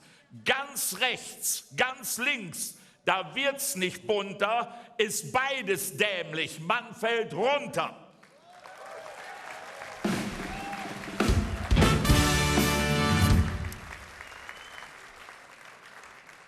Zum Thema Sport ein Blick nach vorn. Fortuna kommt noch, nur kein Zorn.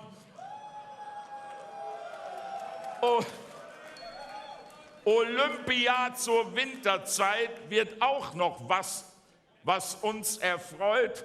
Bei der Fortuna DEG läuft's nicht mehr rund, wie ich das sehe. Doch Sport macht Spaß, zu schauen, zu tun, für Fitness und um auszuruhen. So war es stets, so könnte es auch bleiben bei Sportdebatten in den Kneipen. Doch Juni, Juli, da wird's schlimm. Die Welt will Fußball, doch seht hin, was FIFA, Infantino machen, wär's nicht so traurig, müsste man lachen. Geht nur um Geld, nie um den Sport. Kommerz vor allem, glatter Mord. Ob Club-WM, ob Nations League, ich wirklich fast einen Anfall krieg und ich auch gern ins Mikro pump, ein Friedenspreis für Donald Trump. Auf die Idee muss erst mal kommen, der Depp hat den auch angenommen. Eine Inszenierung, stundenlang. Wenn man das sieht, wird Angst und Bang, genauso lang wird und ich reihe 8 Stunden wohl Eröffnungsfeier und dazu Julians Zuckertruppe, nur Curaçao spuckt in die Suppe, dann ist hier keinem nach WM, nur Geld und Krampf. Weg damit, bam!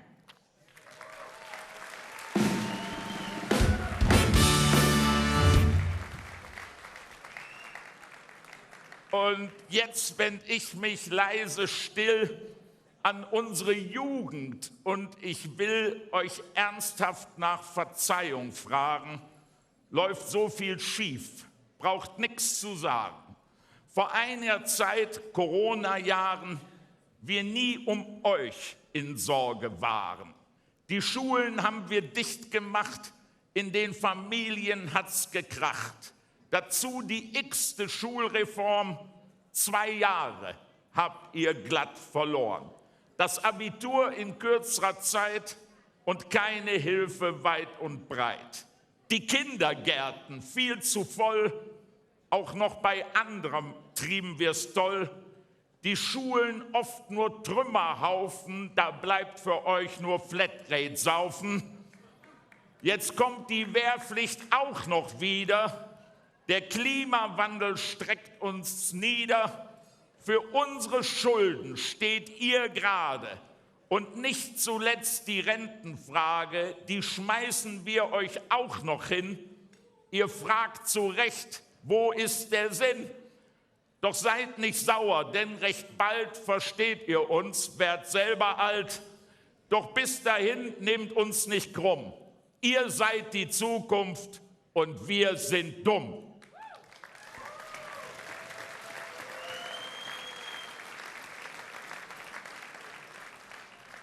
Was gab es noch vergangenes Jahr? Labubu-Fieber, wunderbar. Der Plastikschrott aus Asien hier verwandelt jedes Kind zum Tier. Gesammelt wird der ganze Scheiß, man zahlt dafür fast jeden Preis. Monchichi und Teddybär sind nicht mehr in, noch weniger. Auch im TV ist vieles out. Vor allem RTL schreit laut, denn die wollen einfach nicht verstehen, der Raab, der kann nach Hause gehen. Die Zeit mit Raab, sie ist vorbei. Was er noch macht, ist einerlei. Und ein ganz großer sagte Tschüss, ist alt, sehr krank, was für ein Mist. Doch Häme über ihn zu lesen, das ist so typisch deutsch gewesen. Doch damals, wir vor dem TV, die Kinder, Eltern, Mann und Frau, wir feierten die große Show, die Stars, den Gottschalk sowieso. Jetzt ist er alt, die Zeit ist rum, doch denk ich manchmal nur zu dumm. Gibt keinen Ersatz für diesen Mann. So frisch gebadet, Fernsehen an, dann kam er raus und plappert los. 3 Stunden rum, wie war's famos? So viele Jahre lief das so, bei uns, den Nachbarn sowieso. War Pflichttermin im ganzen Haus, kein Mensch wollte samstags abends raus. Drum danke, Tommy, werd gesund. Aus Düsseldorf tun wir dir kund, wir hatten lange mit dir Spaß und sagen jetzt Danke, wetten das.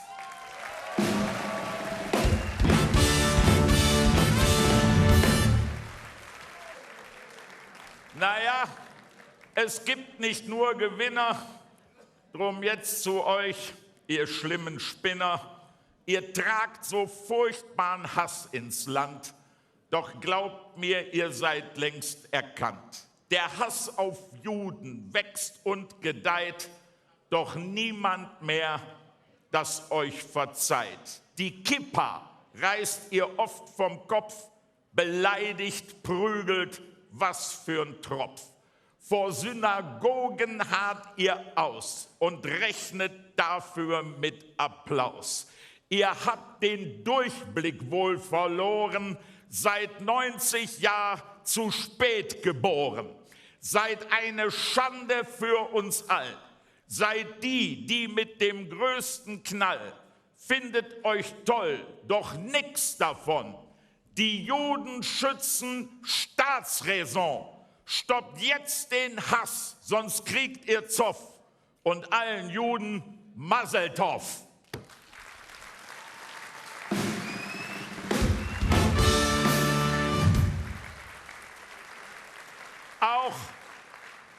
Auch Schwule sind vor euch nicht sicher.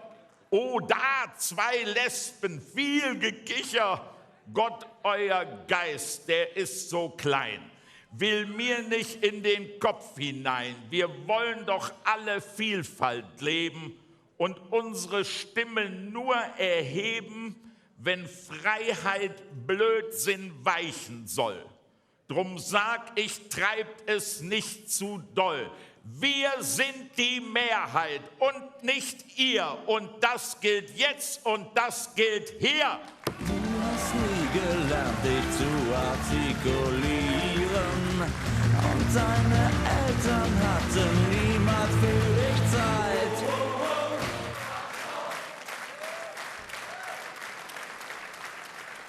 Der Blick zur Uhr, bin gleich am Schluss. Doch etwas ich noch sagen muss, denn häufig stelle ich doch fest, nen Punkt, den man vergessen lässt.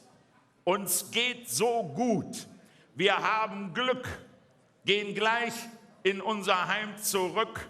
Da sind wir sicher, da ist's warm, die Einrichtung hat ihren Charme. Doch auf der Karte, Stück nach links, seit 4 Jahren Krieg. Wozu? Was bringt's? Und dann nur etwas weiter unten, da zündeln sie an allen Lunden. Sudan und Gaza, Schutt und Asche, die Rüstungsbosse, volle Tasche. Und ist auch kalt mal in Berlin. Kein einziger von uns muss hier fliehen. Wir haben Frieden, 8 Dekaden. Wir haben's gut hier in dem Laden. Und hier wird gerne diskutiert, wenn mal das iPad nicht funktioniert. Wer anders denkt, wird angeschrien. Ein Fehler wird nicht mehr verziehen. Wir müssen wieder zuhören lernen, sich für den anderen mal erwärmen, menschlich bleiben, echt, kein Schau. Das wünsche ich mir und euch. Helau!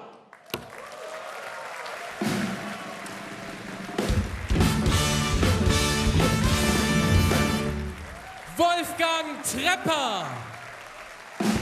Das ist dein Applaus, lieber Wolfgang. Danke.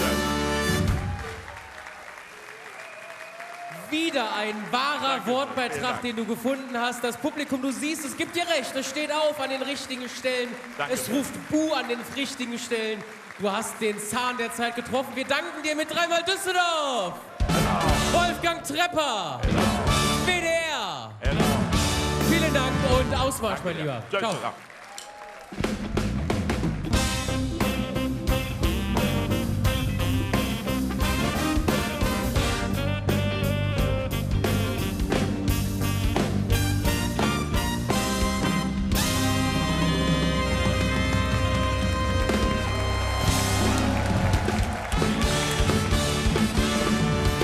Ja, meine Damen, meine Herren, weiter geht es tänzerisch hier auf der Bühne mit einer Tanzgarde, die einen ganz besonderen Kniff an sich hat. Sie sind die einzigen in Düsseldorf, die es sich zur Aufgabe gemacht haben, als gemischte Garde unterwegs zu sein. Das bedeutet, ganze 5 Kerls sind unter die Tanzmariechen gemixt und die freuen sich jetzt darauf, Ihnen ihren Gardetanz zu präsentieren. Wer? Die TSC Rheinstars!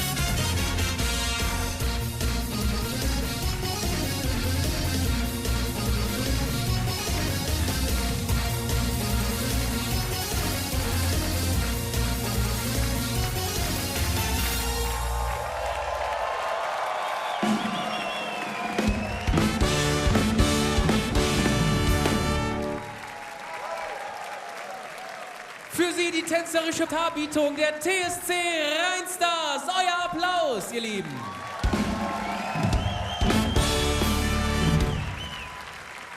Ja, auch das ist Karneval, auch das ist bunt, auch das ist lebensfroh. Das ist ganz viel ehrenamtliches Engagement. Die tanzen in ihrer Freizeit, weil sie gerne tanzen. Das sieht man euch an, dass ihr Spaß daran habt. Lasst uns ausrufen auf die TSC Rheinstars mit dreimal Düsseldorf. Auf die Rheinstars. Düsseldorf. Ganz herzlichen Dank. Ausmarsch, bitteschön.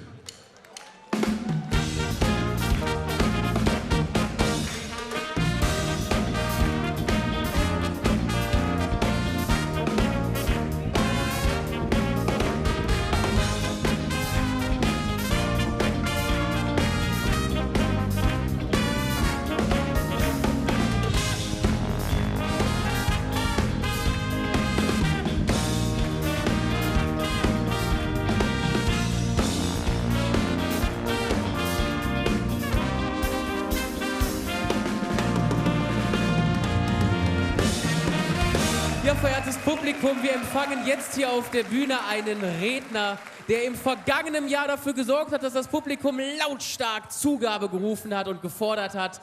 In diesem Jahr wollen wir genau diese Zugabe sehen und gewähren. Freuen Sie sich auf den Beitrag und hören Sie gut zu. Nehmen Sie Platz, setzen Sie sich hin, nehmen Sie sich die Zeit. Der Redner kommt nur einmal. Wer? Natürlich Javid!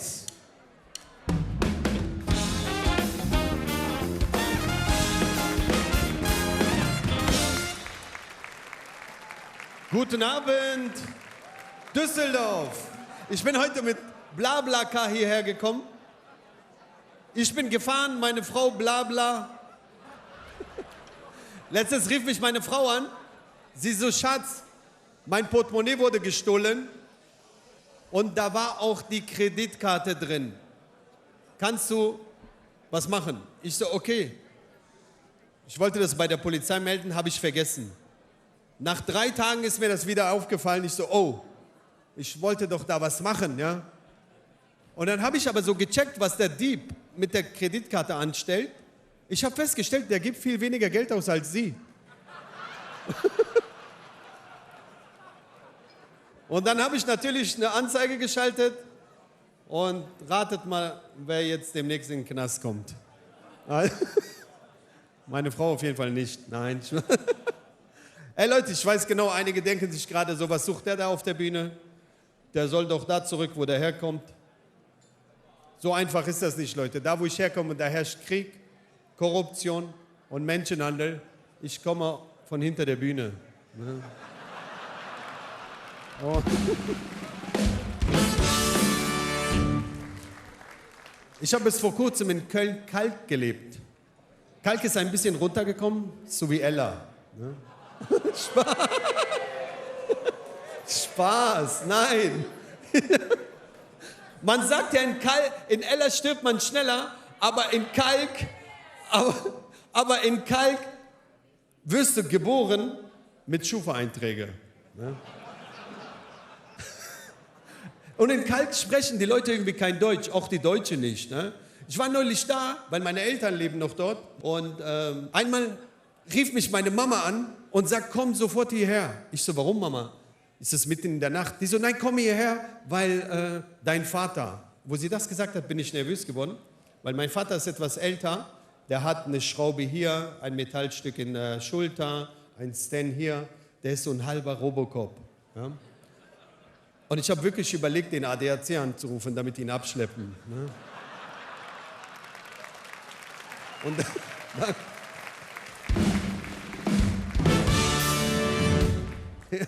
ich wollte anrufen und sagen, ja, Baujahr 54, bisschen Rost, Stoßstange lasch, Navigation kaputt, gibt's eine Abwrackprämie? Dann habe ich meine Mutter gefragt, ich so, was ist mit ihm? Und sie so, komm sofort hierher, weil der spricht nur noch Deutsch mit mir. Ja? Und ich so, boah krass, die AfD schafft jeden Integrationsverweigerer in die Knie. Meine Mutter ist sauer geworden. Leute, wenn meine Mutter sauer wird, dann fängt sie an, so deutsche Redewendungen zu benutzen, aber falsch. Sie so, jetzt reib dich am Riemen und komm.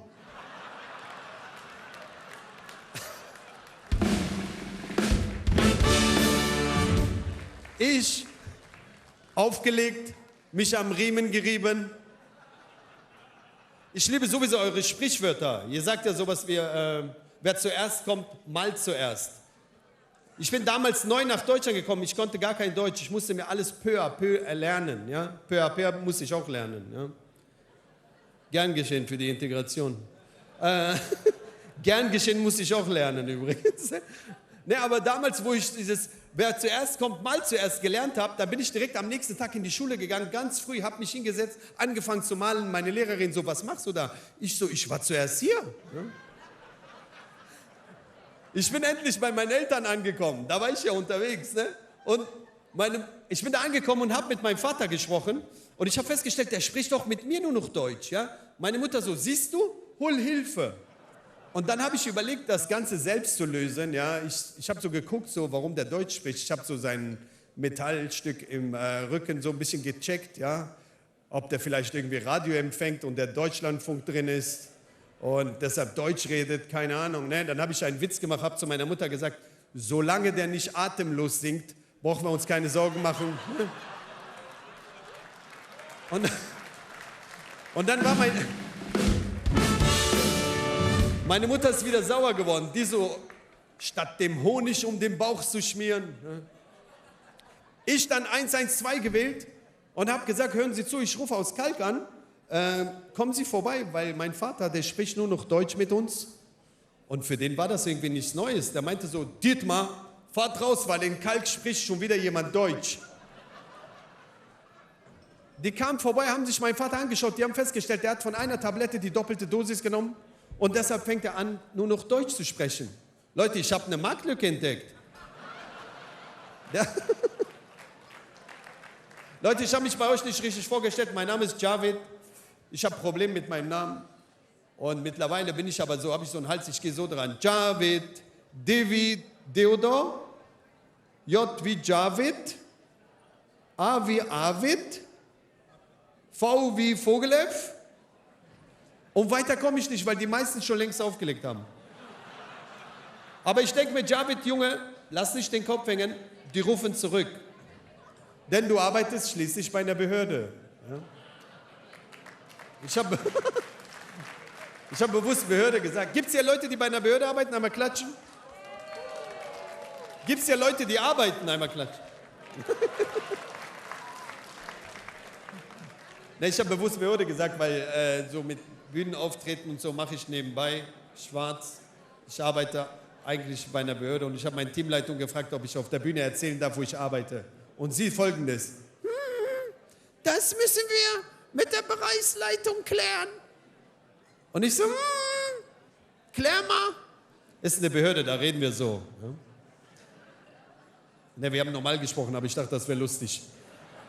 Nach ein paar Tagen habe ich sie wieder gesehen. Ich so, und klär mal. Die hieß übrigens Klärma. Ne? Ich so, Klärma, was sagt die Bereichsleitung? Und Klärma hat Folgendes gesagt. Die meinte so, ich soll dir ausrichten, dass du dich auf ganz dünnem Eis bewegst. Solltest du weitermachen, kannst du direkt dir Antrag auf Leistungen stellen. Die Schlauen von euch wissen jetzt, wo ich arbeite? Letztes meint jemand McDonald's. Ich so, ja, ich bin Arbeitsvermittler bei Mc's. Da hast du es auch mit Bürgern zu tun. Dankeschön, Leute, das war's von mir. Viel Spaß noch. Vielen Dank.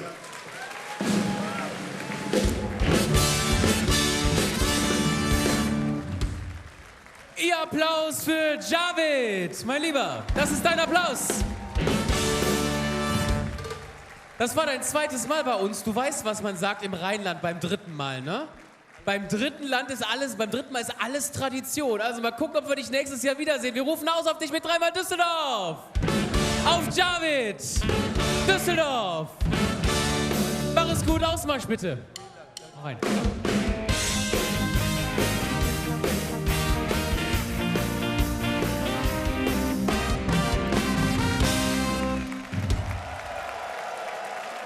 Seit 7 mal 11 Jahren gibt es eine Formation im Düsseldorfer Karneval im ganzen Brauchtum, die die Säle richtig strubbelig spielt. Sie haben mal angefangen als Fanfarenchor. Das, was Sie jetzt gleich hier auf der Bühne sehen, hat damit sehr wenig noch zu tun. Sie sorgen für beste Partystimmung, jetzt hier und überall. Die Jungs und Mädels der Swinging Fanfars!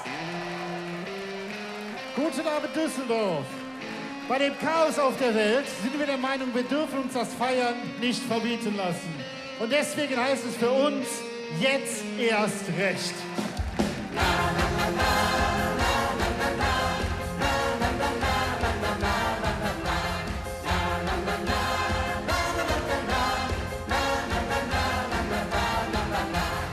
Hurra, hurra, wir sind endlich wieder da. Wie lange wir uns nicht gesehen haben, es ist genauso schön, es immer war. Arm in Arm und ein Lachen im Gesicht. Viel zu lange habe ich das vermisst, das soll für immer sein und bleiben. Und sind die Zeiten auch mal schlecht, halten zusammen, jetzt erst recht. Wenn jemand sagt, so geht das nicht, jetzt erst recht. Wir sind gekommen, um zu bleiben, und keiner kriegt uns hier mehr weg. Einer für alle, alle für einen, wir gehen ab wie jetzt. Wir sind gekommen, um zu bleiben, wir rühren uns nicht mehr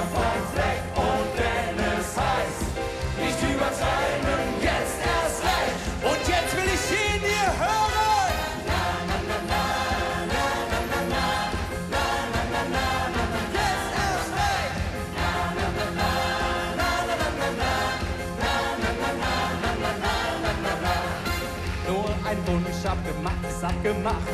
Niemand wird alleine bleiben diese Nacht. Alle sind am Start. Familie. Eins ist klar, ab jetzt hält uns nichts mehr auf. Unser Weg geht nur noch steil bergauf. Wir haben einen Lauf, immer weiter. Und sind die Zeiten auch mal schlecht. Halten zusammen, jetzt erst recht.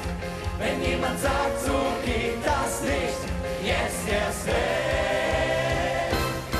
Wir sind gekommen, um zu bleiben. Und keiner kriegt uns hier mehr weg. Einer für alle, alle für einen.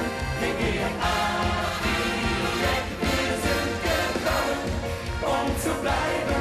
Wir rühren uns nicht mehr vom Fleck. Und wenn es heißt, nicht übertreiben, jetzt erst recht. Und jetzt jeder so laut er kann. Na, na, na, na, na, na, na, na. Na, na, na, na, na, na, jetzt erst recht. Na, na, na, na, na, na, na, na. Na, na, na, na, na, na, jetzt erst recht. Wir sind gekommen, um zu bleiben. Und keiner kriegt uns hier mehr weg. Einer für alle, alle für einen.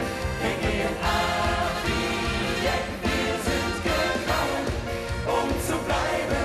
Wir rühren uns nicht mehr vom Fleck. Und wenn es heißt, nicht übertreiben, jetzt erst recht. Und der ganze Saal. Na, na, na, na, na, na, na, na. Na, na, na, na, na, na, jetzt erst recht. Na, na, na, na, na, na, na, na. Na, na, na, na, na, na, na. Na, na, jetzt erst recht. Hey!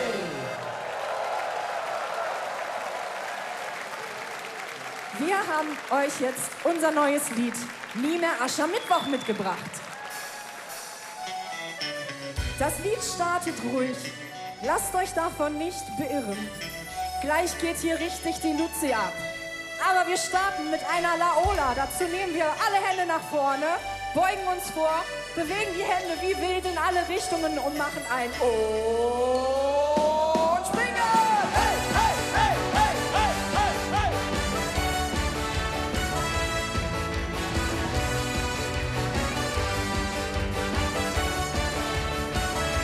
Die Nacht brennt hell, wir sind bereit. Tanzen bis zur Ewigkeit. Es ist soweit, wir sind jetzt hier. Heute zählt nur jetzt und wir. Nie mehr Aschermittwoch, schalalalala. Karneval das ganze Jahr. Uns verbindet, was uns fehlt. Weil ab jetzt nur die Freiheit zählt. Nie mehr Aschermittwoch, schalalalala. Karneval das ganze Jahr. Uns verbindet, was uns fehlt. Weil ab jetzt nur die Freiheit zählt. Wir springen! Hey, hey, hey, hey, hey, hey! Hey, hey, hey, hey! Die Stimmung steigt, die Wände beben, Konfetti fliegt. Wir lieben das Leben, heute zählt nur unser Hit. Und jeder macht beim Wahnsinn mit. Und ihr, liebe Aschermittwoch, schalalala. Karneval das ganze Jahr. Uns verbindet, was uns fehlt. Weil ab jetzt nur die zweite Runde. Liebe Aschermittwoch, schalalala. Karneval das ganze Jahr. Uns verbindet, was uns fehlt. Weil ab jetzt nur die Freiheit zählt. Hände hoch, schrei mal laut. Mach das, was dein Herz erlaubt. Keiner hält uns heute klein. Hier sind wir, die Partymaschinen. Und ihr, liebe Aschermittwoch, schalalala. Karneval das ganze Jahr. Uns verbindet, was uns fehlt. Weil ab jetzt zweite Runde doppelt so laut. Nie mehr Aschermittwoch, schalalala. Karneval das ganze Jahr. Uns verbindet, was uns fehlt. Macht euch bereit, springen, die Klatsche, singen. Nie mehr Aschermittwoch, schalalala. Karneval das ganze Jahr.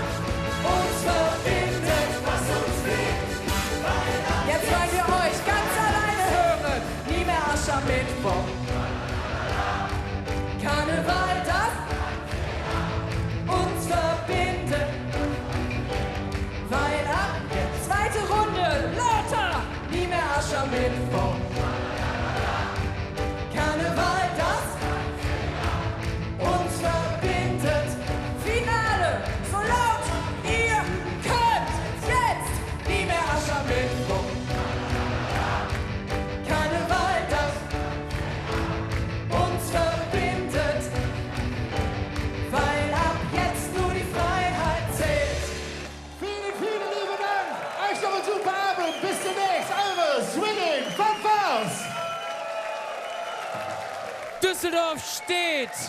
Und Düsseldorf bedankt sich bei den Swinging Fanfares. Euer Applaus.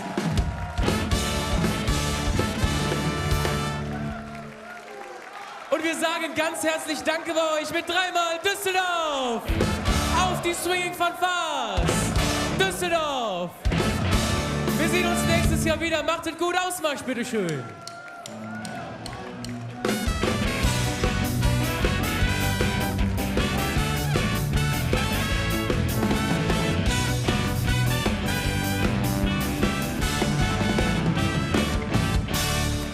Verehrte Gäste hier im Ratschlägersaal, Sie dürfen Platz nehmen, Sie dürfen sich hinsetzen, denn wir kommen jetzt zu einem ganz besonderen Moment, auf den wir uns im Düsseldorfer Karneval schon sehr lange vorbereitet haben. Sie haben es eingangs vom Hoppeditz gehört, eine neue Ehrung, der Närrische Spiegel, der ist ins Leben gerufen worden. Und ich freue mich, dass ich zur Vorstellung des Närrischen Spiegels unseren CC-Präsidenten auf der Bühne begrüßen darf. Empfangen Sie Lothar Hörning, Einmarsch bitteschön.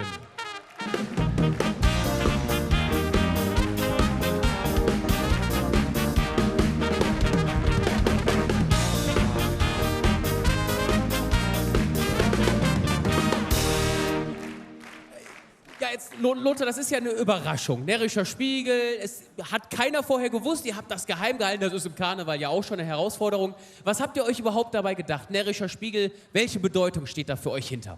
Ja, liebe Närrinnen und Narren hier in Düsseldorf oder an den Bildschirmen da auch, also der Närrische Spiegel, den wir immer wieder sehen, den der Hoppeditz natürlich hält, ist etwas Gesellschaftliches aus. Wir wollen vom Komitee Düsseldorfer Karneval in diesem Jahr erstmalig den Närrischen Spiegel verleihen. An Persönlichkeiten, die selber so wie Närrische Spiegel wirken. Ja? Dass sie also Humor haben, dass sie gesellschaftliche Stärke haben, dass sie aber auch in Düsseldorf da ist, dass man Werte für Düsseldorf da hat. Und da hat das Komitee Düsseldorfer Karneval sich einfallen lassen, eben diesen Närrischen Spiegel zu verleihen. Und ich hole mal den Hoppeditz, damit man sieht, wie der Närrische Spiegel aussieht, weil da würde ich gerne noch etwas erzählen. Ich bin Büttenmarsch für den Hoppeditz mit dem Närrischen Spiegel.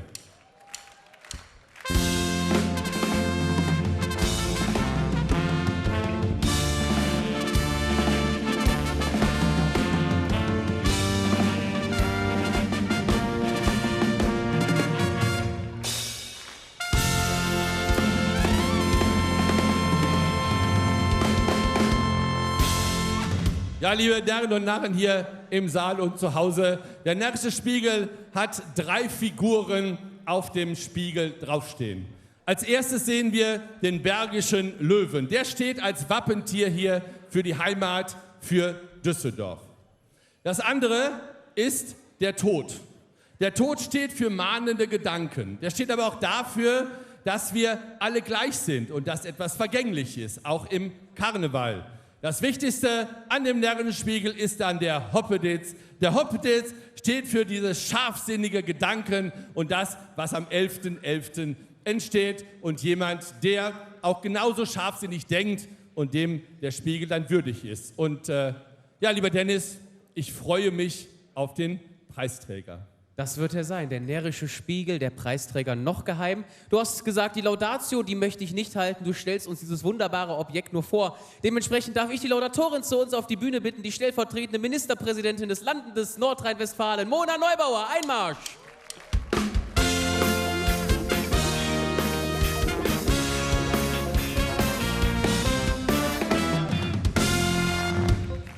Ja, liebe Närrinnen und Narren im Saal, liebe Zuschauerinnen an den Endgeräten. Heute, wenn man so will, kommt zusammen, was zusammengehört. Der Karneval und der Zirkus. Das passt. Und der den Närrischen Spiegel erhalten soll, ist selber noch Clown. Und was könnte es also Besseres geben? Bernhard Paul hat als Kind gesagt: Ich bin klein, mein Herz ist rein, Clown möchte ich sein. Und seine Mutter Gertrude hat ihm damals prophezeit, mit dem Berufswunsch, Junge, wirst du unter der Brücke enden. Und wir Düsseldorferinnen und Düsseldorfer wissen, die Mutter sollte Recht behalten. Mit dem Apollo-Varieté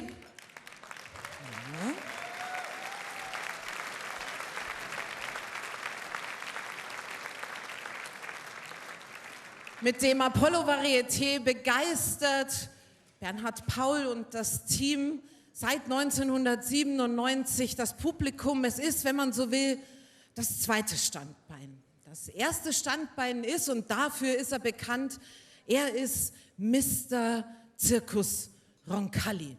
Er hat gesagt, wenn die Menschen aufhören zu träumen, dann hören sie auf zu leben. Und das ist seine Aufgabe und das ist das, was seine besondere Kraft ist, uns immer wieder ins Träumen zu bewegen. Mit der Profession seiner Artisten, seiner Clowns, seiner Orchester, des gesamten Roncalli-Teams seit über 50 Jahren rund um die Welt, von Sevilla bis New York. Und wenn ich das sagen darf, vielleicht das schönste Exportgut, was unser Nordrhein-Westfalen hat, die Träume, die Zirkus Roncalli entwickelt, in die Welt zu bringen. Und deswegen, lieber Bernhard, ich finde, nachdem Johannes Raudig 1996 zum Kulturbotschafter Nordrhein-Westfalens gemacht hat, ist der Närrische Spiegel eigentlich die logische Ergänzung dazu, weil du diesen Spiegel nutzen wirst, um das zu tun, was ohnehin dein Antrieb, deine Leidenschaft und deine Superpower ist. Uns in diesem Spiegel Träume zu zeigen, uns zauberhaft, mystisch, melancholisch und unbeschwert Stunden zu verleihen. Ich freue mich sehr, dass du der erste Träger des Närrischen Spiegels bist. Vielen Dank für die Leistungen, die du bis hierhin erbracht hast. Vielen Dank für den Humor, für das Lachen. Vielen Dank dafür, dass dein Herz so übervoll ist, den Menschen zugewandt zu sein und den Menschen mit Fantasie leichte Stunden zu bescheren. Ich würde sagen, an diesem Abend gibt es ein dreifaches Hello auf dich. Eins fürs Lachen, eins fürs Träumen und ein ganz besonderes für dein überlaufendes Herz. Herzlichen Glückwunsch, Bernhard Paul. So, und jetzt dürfen wir dich einmal auf die Bühne bitten zum Empfang des Närrischen Spiegels.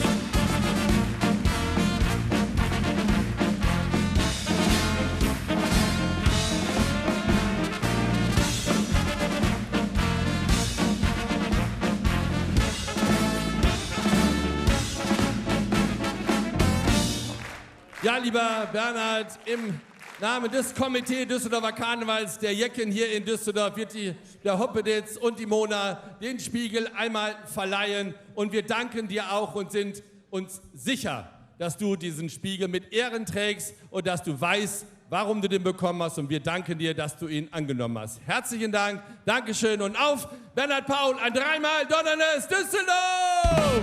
Der Närrische Spiegel! Düsseldorf! Dankeschön.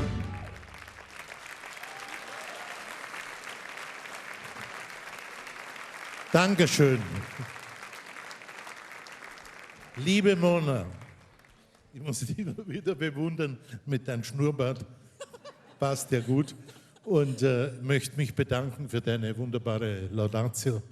Und muss ich mal dazu sagen, ich bin vielleicht ein seltsamer Preisträger. Ich bin parteiloser Österreicher, der in Köln lebt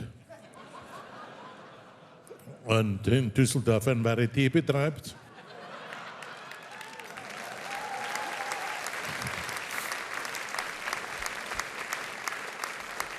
Ja, ich will Sie nicht länger aufhalten. Danke vielmals.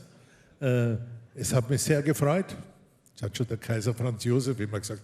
Es war sehr schön, es hat mich sehr gefreut. Aber es ist ehrlich und freue mich. Und die liebe Mona, ich würde jetzt sagen, lass den Bart drauf, passt ja so gut. Das ist wunderbar. Und ich wünsche Ihnen noch einen schönen Abend und danke an den CC und an Düsseldorf und an die Düsseldorfer und an das liebe Publikum. Danke.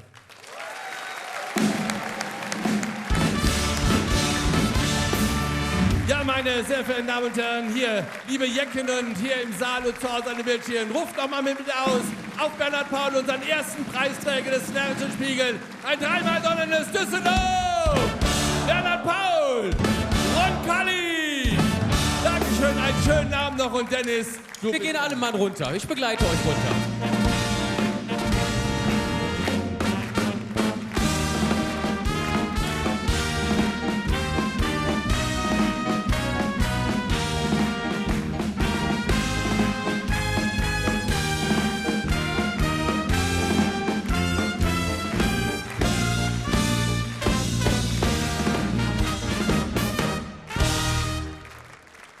Jetzt haben wir eine absolute Premiere hier für euch im Saal vorbereitet und auch für Sie zu Hause an den Bildschirmen. Also von daher geben Sie richtig Vollgas. Wir empfangen zwei absolute Nordlichter, die also im Rheinland noch gar nicht so wissen, was Ekstase bedeutet. Das müsst ihr ihnen zeigen. Ihren Stil, den beschreiben Sie als Musik Coverett, also Cover und Kabarett. Bedeutet für Sie, für euch, die Melodien, die sind bekannt. Die Texte, die sind zumindest eingängig, aber da können Sie sich ein bisschen überraschen lassen. Da kommt der große Spaß ins Spiel. Freuen Sie sich auf Rise Against the Spülmaschine.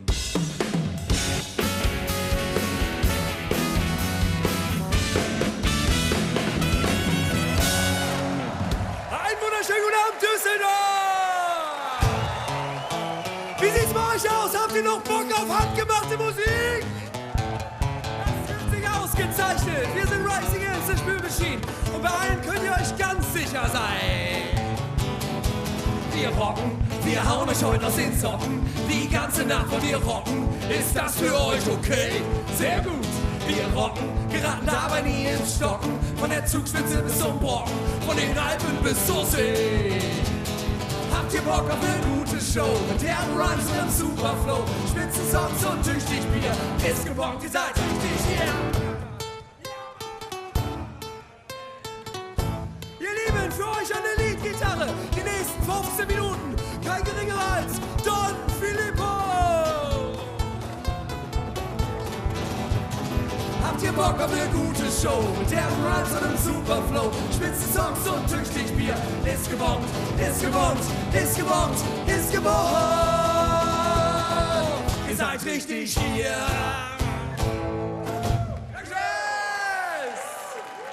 Vielen Dank.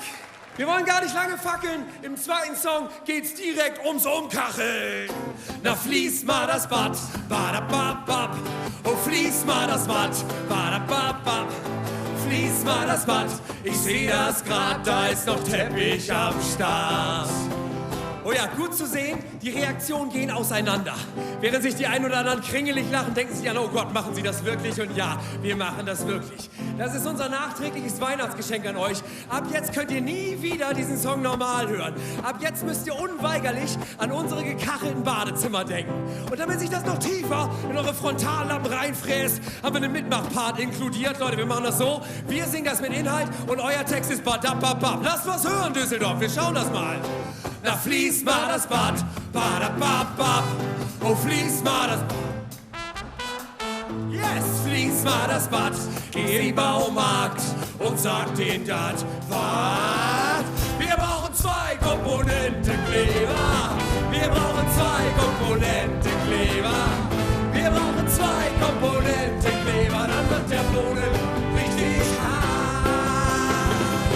Na fließ mal das Bad. Oh, fließ mal das Bad. Yes, fließ mal das Bad. Ich seh das grad und hab noch Kacheln am Start. Und was brauchen wir dann? Wir brauchen zwei Komponenten. So ist das. Wir brauchen zwei Komponenten. Wie viele? Wir brauchen zwei Komponenten. Dann wird der Boden richtig hart. Doch was ist nun das? Ich bin in Islamabad. Und in Islamabad, da merke ich grad, da fließt keiner sein Bad. Was? Die haben kein Zwei-Komponenten-Kleber. So, die haben kein Zwei-Komponenten. Na, dann kann das gar nicht klappen. Die haben kein Zwei-Komponenten-Kleber. Dann wird der Boden auch nicht hart. Und ich kann so zu ihm schon Mann, dann verleg Laminat. Er verlegt Laminat, badababab, denn verlegst du Laminat, hast du grad ein paar Kacheln gespart. Und das Allerbeste, man braucht kein Zwei-Komponenten-Kleber, nur Laminatverleger. Man braucht kein Zwei-Komponenten-Kleber und kriegt den Boden trotzdem hart. Aber für mich ist das nix.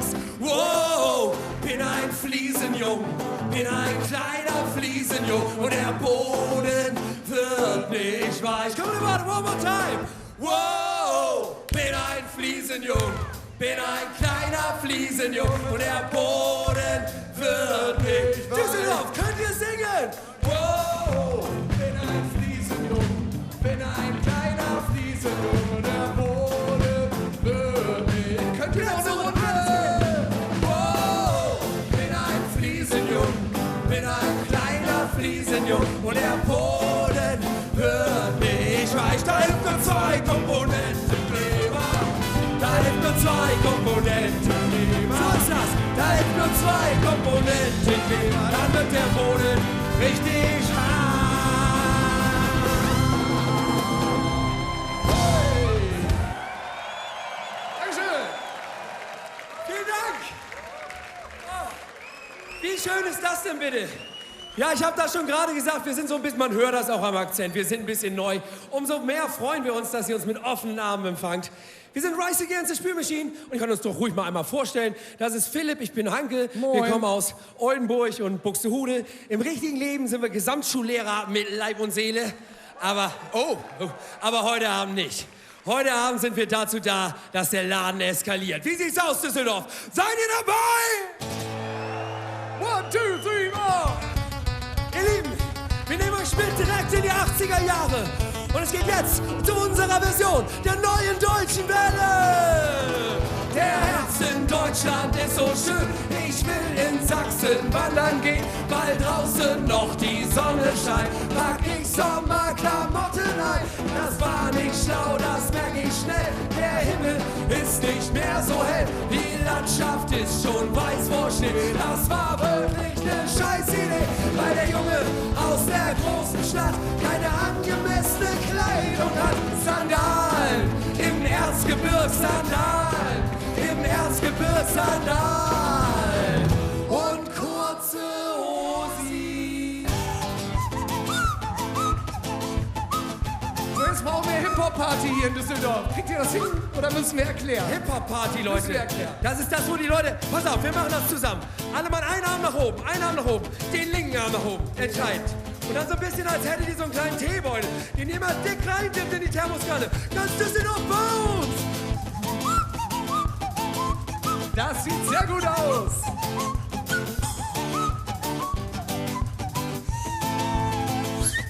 Es war um 1874 in Rügenwalde. Und der Fleischer hatte noch ein bisschen Fleisch auf Halde. Also hat er das dann einfach durch den Fleischwolf gedreht, paar Gewürze rangemacht und sich gedacht, was geht? Das schmeckt ja richtig lecker und das passt zum Tee. Jetzt brauche ich nur noch einen Namen. Und er dachte, hey, ich nenne es einfach Teewurst. Der Rest ist Geschichte. Und alles ruft noch heute, das ist echt der Hammer Teewurst. Hammer Teewurst, Hammer Teewurst. Hammer Teewurst, Hammer Teewurst, Hammer Teewurst. Hammer Teewurst, Hammer Teewurst, Hammer Teewurst. Oh, oh, oh, Hammer Teewurst. Ja, ich hab Bock auf diese Teewurst. Hammer Teewurst, Hammer Teewurst. Hammer Teewurst, Hammer Teewurst, Hammer Teewurst. Hammer Teewurst, Hammer Teewurst, Hammer Teewurst. Oh, oh, oh, Hammer Teewurst.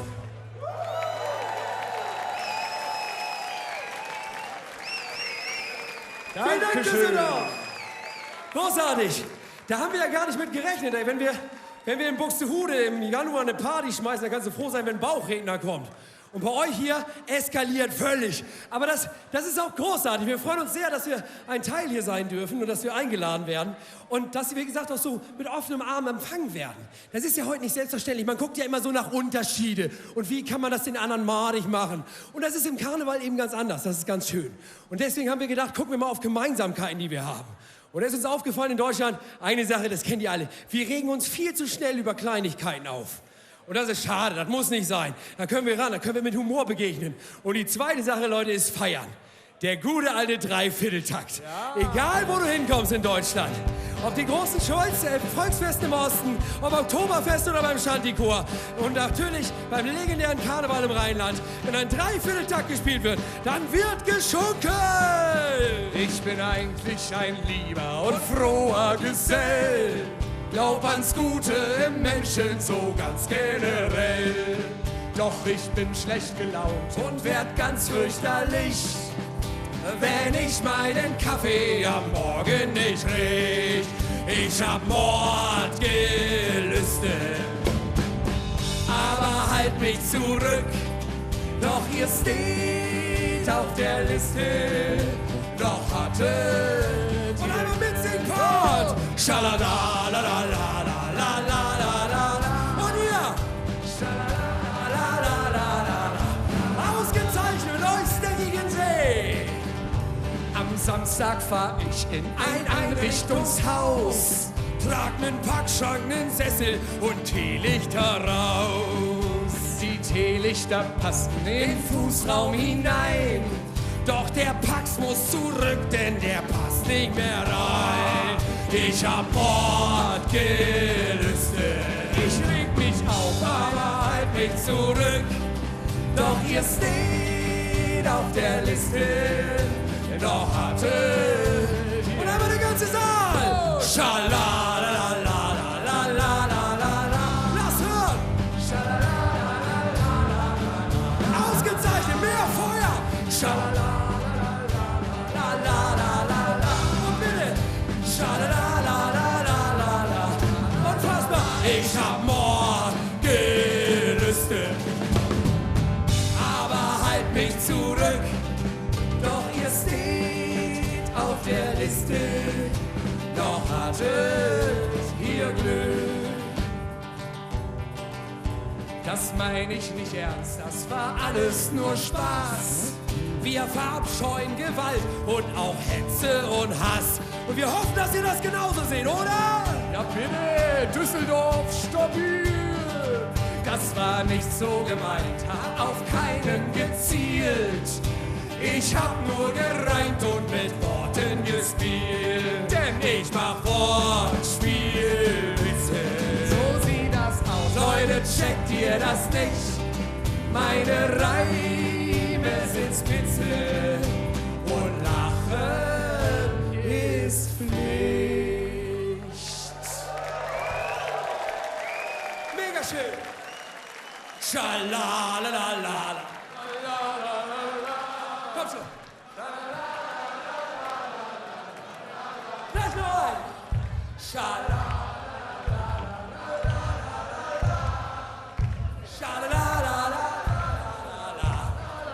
Ich hab Mordgelüste. Leute, checkt ihr das nicht? Meine Reime sind spitze und Lachen ist Pflicht. Wunderschön. Das glaubt mir zu Hause keiner. Vielen Dank.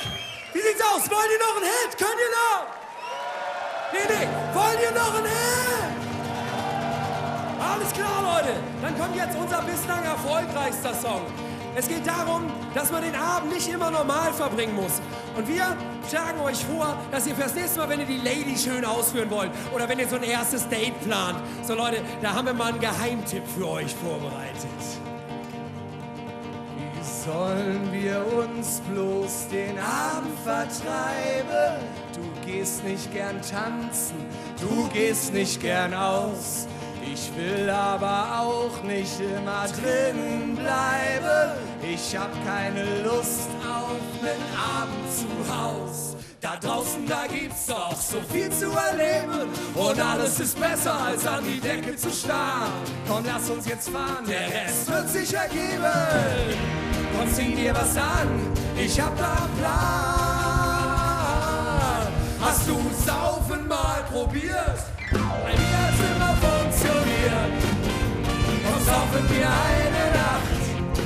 Ich hab schon zugesagt. Man kann den Alltag und die Sorgen vergessen, wenn man sich ein hinter die Binde kippt. Und das Leben kann uns manchmal fürchterlich stressen. Doch du hast bisher nur an beim Trinken gedippt. Bestell dir doch auch was, ich bezahl auch dafür. Baby, entspann dich und gib dir den Ruck. Such dir was aus, hier gibt's Longdrinks und Bier. Jetzt mach dich mal locker und trink mal einen Schluck. Düsseldorf, hast du Saufen mal probiert? Bei dir hat's immer funktioniert.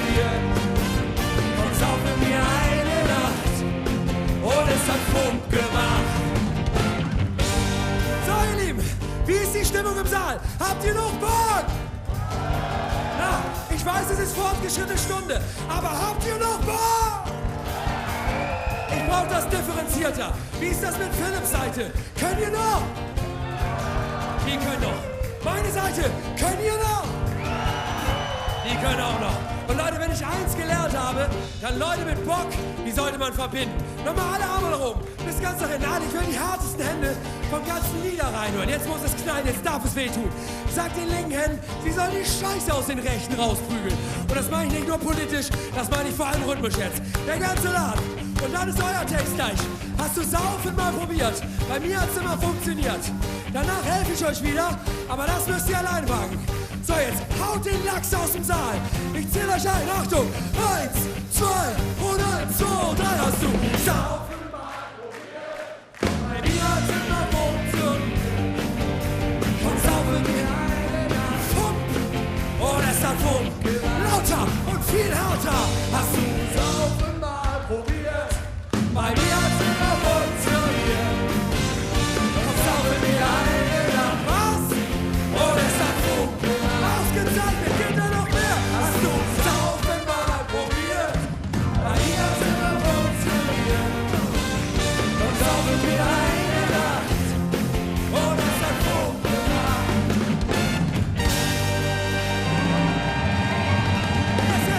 Yes. Vielen Dank. Normalerweise wäre die Song jetzt hier vorbei, ne? Aber mir ist aufgefallen, den können mehr Leute als die ersten Songs, ne? Das liegt wahrscheinlich daran, dass das 2024 ist das mehr oder weniger aus Versehen ein Ballermann-Hit geworden. Er gehörte zu den meistgespielten auf der ganzen Insel und wir waren ehrlich gesagt nicht überrascht. Wir haben das kommen sehen. Aber wir haben da auch so ein gemischtes Feeling dabei, denn wir wurden gecancelt. Wir waren in diesem Studio und der Produzent meinte, die dritte Strophe, die ihr geschrieben habt, ist ganz geil. Aber die ist viel zu krass für einen Ballermann. Wir so, what? Wir, die beiden Hyopies mit der Akustikgitarre, die Jürgen von der Live Coverband hier. Grüße gehen raus. Wir haben eine Strophe geschrieben, die zu krass ist für den Ballermann. Leute, wollt ihr die verbotene Strophe hören? Das trifft sich gut, weil wir haben die extra eingeübt für euch. Also gebt uns Mühe. Oh, du gehst an die Bar und holst nochmal Getränke. Der Whisky Cola hat dir so gut geschmeckt. Du taust langsam auf, das ist schön und ich denke, da hat wohl jemand gerade Blut geleckt. Du trinkst auch einen dritten und auch der vierte kommt schnell. Du säust und du pöbelst und das nicht zu knapp. Du forderst den Türsteher auf zum Duell. Und kurz vorm nach Haus gehen, schießt du den Vogel an. Du hast draußen uriniert, vor allen Leuten völlig ungeniert. Oh nee, ich sauf mit dir eine Nacht, weißt du? Und was hast du gemacht? Oh peinlich, Mann, ey. Jetzt hast du Saufen mal probiert und dich dabei total blamiert. Du wolltest saufen nur eine Nacht, hättest du mal Nein gesagt. Vielen Dank, Düsseldorf! Wir waren Race Against the Spirit. Es war uns ein Fest, da zu sein. Karneval ist und bleibt eine Leidenschaft von uns. Schön, dass ihr uns da habt. Ich hoffe, wir sehen uns alle bald wieder. Ciao!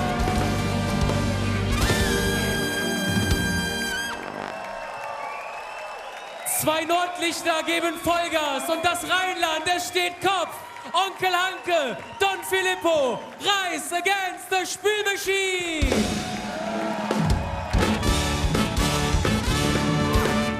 Kennt ihr Nordlichter das? So 600, 700 Leute, die Vollgas geben? Du siehst in jedem Fall so aus, als ob du heute Vollgas gegeben hast, mein Lieber. Ja, aber ich meine, die kommen hier alle mit Bock. Was kannst du mehr erwarten, ne? Herzlich willkommen im Rheinland. Oh, Herzlich willkommen im Karneval. Auf Rise Against the Spülmaschine, ein dreifaches Düsseldorf. Rise Against the Spülmaschine.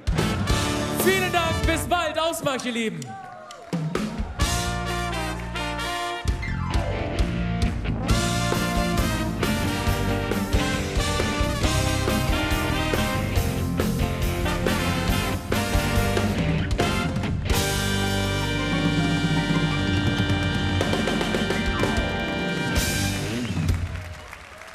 Ja, Ja, so langsam nähert sich auch dieser Abend dem Ende, aber noch sind wir nicht fertig. Nein, im Gegenteil, wir haben jetzt noch echte Lokalmatadore hier auf der Bühne, die wir Ihnen präsentieren möchten. Es ist eine Band, die in Düsseldorf jeden Saal strubbelig macht, die Vollgas gibt, deren Titel Sie alle kennen. Und wenn ich unserem Publikum hier im Saal den einen oder anderen erwähne, dann wissen Sie sofort, wer kommt. Herz gegen Hass, die Hymne Düsseldorf oder mit dem Herze funkele, die Sterne schunkele, funkele. So rum ist es richtig. Dann weiß jeder Bescheid, welche Band hier auf der Bühne gleich Vollgas geben wird. Und dafür sind wir genau jetzt zusammengekommen. Also, erheben Sie sich von Ihren Plätzen, geben Sie Vollgas. Hier sind die Jungs von Altschuss!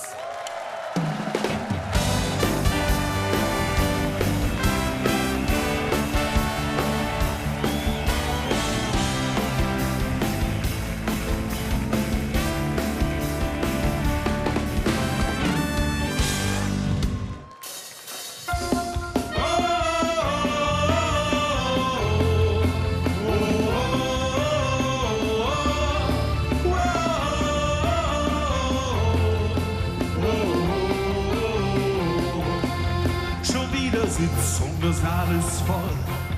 Konfetti fliegt, mein Herz schlägt doll. Doch nur auf dir ruht mein Blick. Dein Auftritt ist mein Glück. Du wirbst los mit Glitzerkraft. Du bist Karneval mit Leidenschaft. Ein Lächeln hier, ein Funkeln da. Du tanzt, mein Traum wird wahr. Tanz, Marie, so bunt, so frei. Du hast den Frohsinn gleich dabei. Dein Glanz erfüllt den ganzen Saal. Du bist das Herz vom Karneval. Mit euch!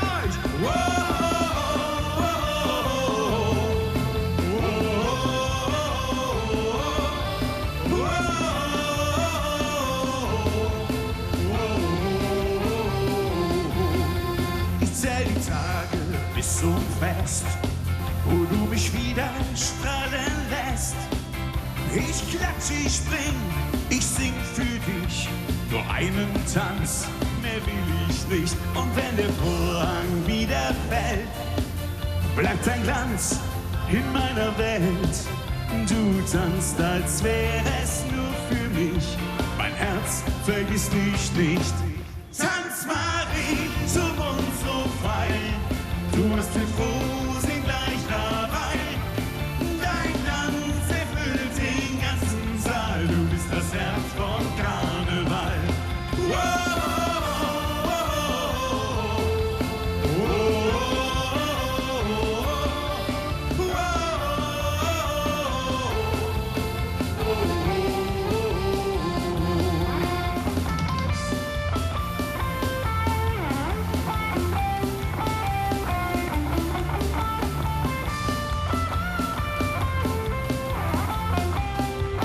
Habt ihr den Text?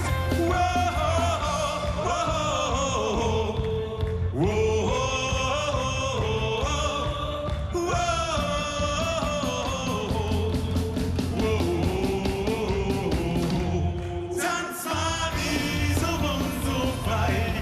Du hast den Frohsinn gleich dabei. Dein Glanz erfüllt den ganzen Saal. Du bist das Herz vom Karneval. Der ganze Saal.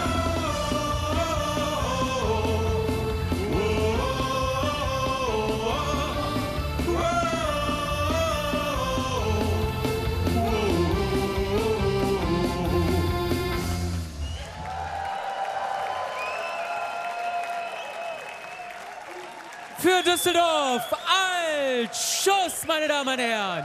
22 Jahre Altschuss für Düsseldorf. Auf euch ein dreifaches Düsseldorf. Auf Altschuss, Düsseldorf. Vielen Dank und tschüss zusammen.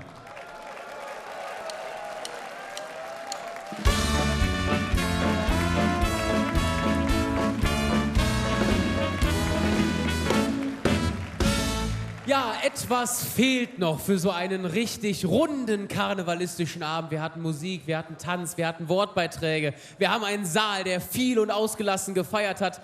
Aber Der Karneval ist ja ursprünglich auch dafür da, um der Obrigkeit den Spiegel vorzuhalten. Und dafür brauchen wir Tollitäten, ein Prinzenpaar. Und das empfangen wir selbstverständlich auf dieser großen Bühne. Wir haben ganz viel Platz und den nutzen wir jetzt auch. Ich kann Ihnen sagen, wir haben das schon ausprobiert. Hier wird kein Zentimeter mehr frei sein. Denn wir leisten uns in Düsseldorf 2 stolze Prinzengarden. Eine rot-weiße und eine blau-weiße. Der Saal, der macht es instinktiv richtig. Er hat sich Fähnchen gegriffen, er hat Servietten gesucht. Bierdeckel, zumindest die ohne Striche, sind erlaubt. Sie zu Hause machen das bitte genauso. Reißen Sie eine Seite aus der Fernsehzeitung raus und nehmen Sie die zum Winken parat. Sie brauchen sie. Für den fulminanten Einmarsch begrüßen wir das Prinzenpaar der Landeshauptstadt Düsseldorf in der Session 2025-2026. Einmarsch für Prinz Markus I. und seine Venezia Nicole.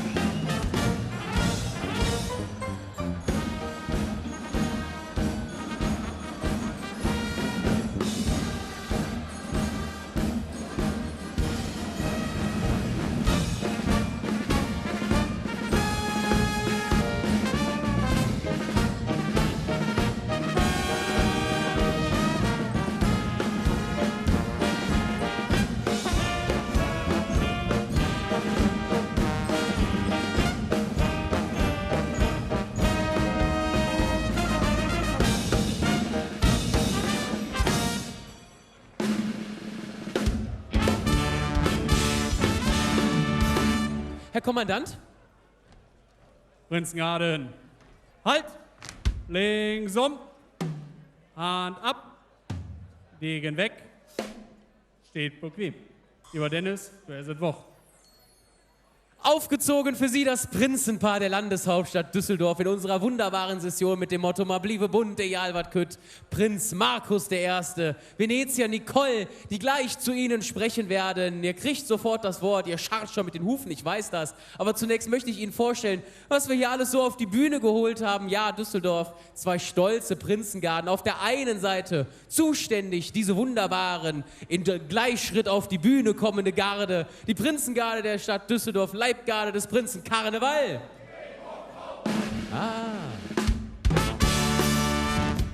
Alle Zuschauer zu Hause und der Saal, wir freuen uns darauf zu hören, wie du die Karnevalssession so empfunden hast. Sie ist ja schon fast wieder vorbei. Meine Damen, meine Herren, spitzen Sie Ihre Öhrchen. Es spricht zu Ihnen Prinz Markus der Erste. Lieber Dennis, vielen Dank für diese netten Worte. Ein herzliches Hallo zu euch nach Hause an die Bildschirme und ein herzliches Hallo Rheinterrasse.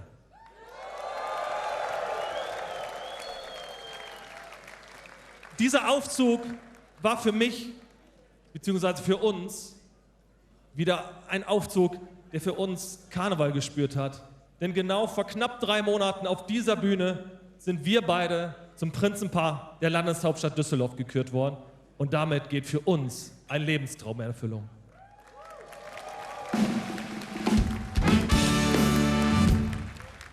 In den letzten 3 Monaten habt ihr uns auf Händen getragen. Ihr habt uns Freude entgegengebracht, Spaß entgegengebracht. Wir hatten tolle Momente, tolle Begegnungen und das macht den Düsseldorfer Karneval aus. Denn auch in den Momenten, wo man sich sieht, ist diese Prise karnevalistische Satire das, was Düsseldorf ausmacht. Und das ist genau das, warum wir uns gefreut haben, im Karneval in Düsseldorf einmal Prinzenpaar zu sein.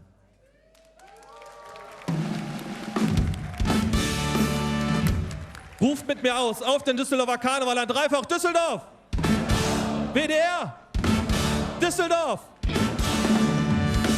Lieber Dennis, du hast das Wort. Vielen Dank, Prinz Markus der Erste, dein Applaus. Ich nehme unsere Zuschauer mal mit auf die andere Seite. Rot hat fertig. Wir sind bei Blau angekommen und dieses Prinzenpaar steht unter dem Motto ein Herz für den Karneval und das wird eindeutig verkörpert durch unsere Venezia, durch die liebe Nicole, die jetzt gleich zu Ihnen spricht. Sie hat als Tanzmarie angefangen, ist dann Tanztrainerin geworden, Jugendbeauftragte im eigenen Verein und mittlerweile für den ganzen Düsseldorfer Karneval ist sie unsere Jugendbeauftragte. Ein Herz, ein Leben für den Düsseldorfer Karneval. Ihre und eure Venezia, Nicole!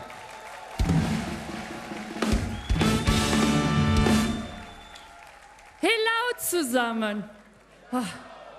Das ist so Gänsehaut pur.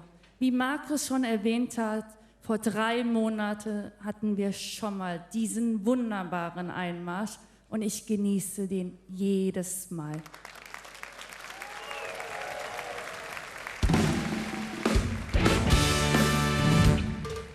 Aber ein Dank geht an euch, weil ihr verkörpert den Düsseldorfer Karneval und ihr macht unseren Aufzug immer einzigartig. Also ein riesen Dankeschön von uns an euch.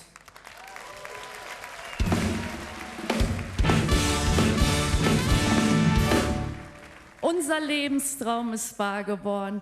Als kleines Mädchen wollte ich immer Prinzessin, aber meine Eltern haben mich lieber in ein Clownkostüm gesetzt. Aber wir haben eben erfahren, dass hier jemand aus dem Zirkus geehrt worden ist. Und wir wollen dir, Bernhard Paul, auch herzlich gratulieren zu dieser Ehrung mit unserem Prinzenpaarorden.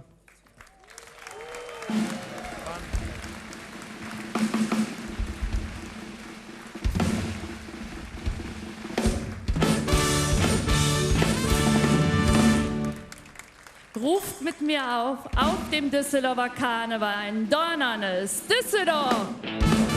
Bernhard Paul, Fernsehsitzung.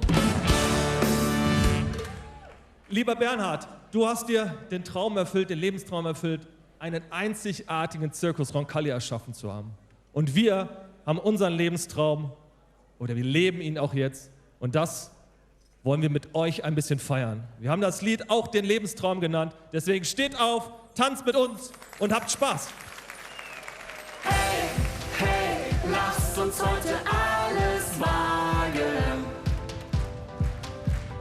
Hey, hey, lasst uns heute alles wagen. Die Straßen tanzen unter uns heute. Die Nacht, sie ruft und die Welt wird laut. Wir fangen Träume im Neonlicht, keiner hält uns auf, denn das brauchen wir nicht. Hey, hey, lasst uns heute alles wagen. Lass uns die wildesten Farben tragen. Herzen im Takt zum Trommelklang. Ein Lebenstraum, das ist unser Song. Mit jedem Schritt pulsiert die Zeit. Wir leben hier und jetzt, sind immer bereit. Der Puls der Stadt, er treibt uns voran. Wir fliegen höher, als es jeder kann. Hey, hey, lasst uns heute alles wagen. Lasst uns die wildesten Farben tragen. Herzen im Takt zum Trommelklang. Ein Lebenstraum, das ist unser Song. Das soll es gewesen sein mit Düsseldorf-Helau 2026. Vielen Dank, dass Sie eingeschaltet haben. Man bliebe bunt, egal was kütt. Unser Motto, hoffentlich auch für Ihr Herzen. Wenn Sie Rosenmontag noch nicht wissen, was Sie machen sollen, kommen Sie zu uns nach Düsseldorf. Die Mannschaft da oben auf der Bühne, die ist da. Ich bin auch hier. Mein Name ist Dennis Vobis. Kommen Sie gut durch den Abend. Tschüss und ciao aus Düsseldorf-Helau. Lasst uns heute alles wagen. Lasst uns die wildesten Farben tragen. Herzen im Takt zum Trommelklang. Ein Lebenstraum, das ist unser Song.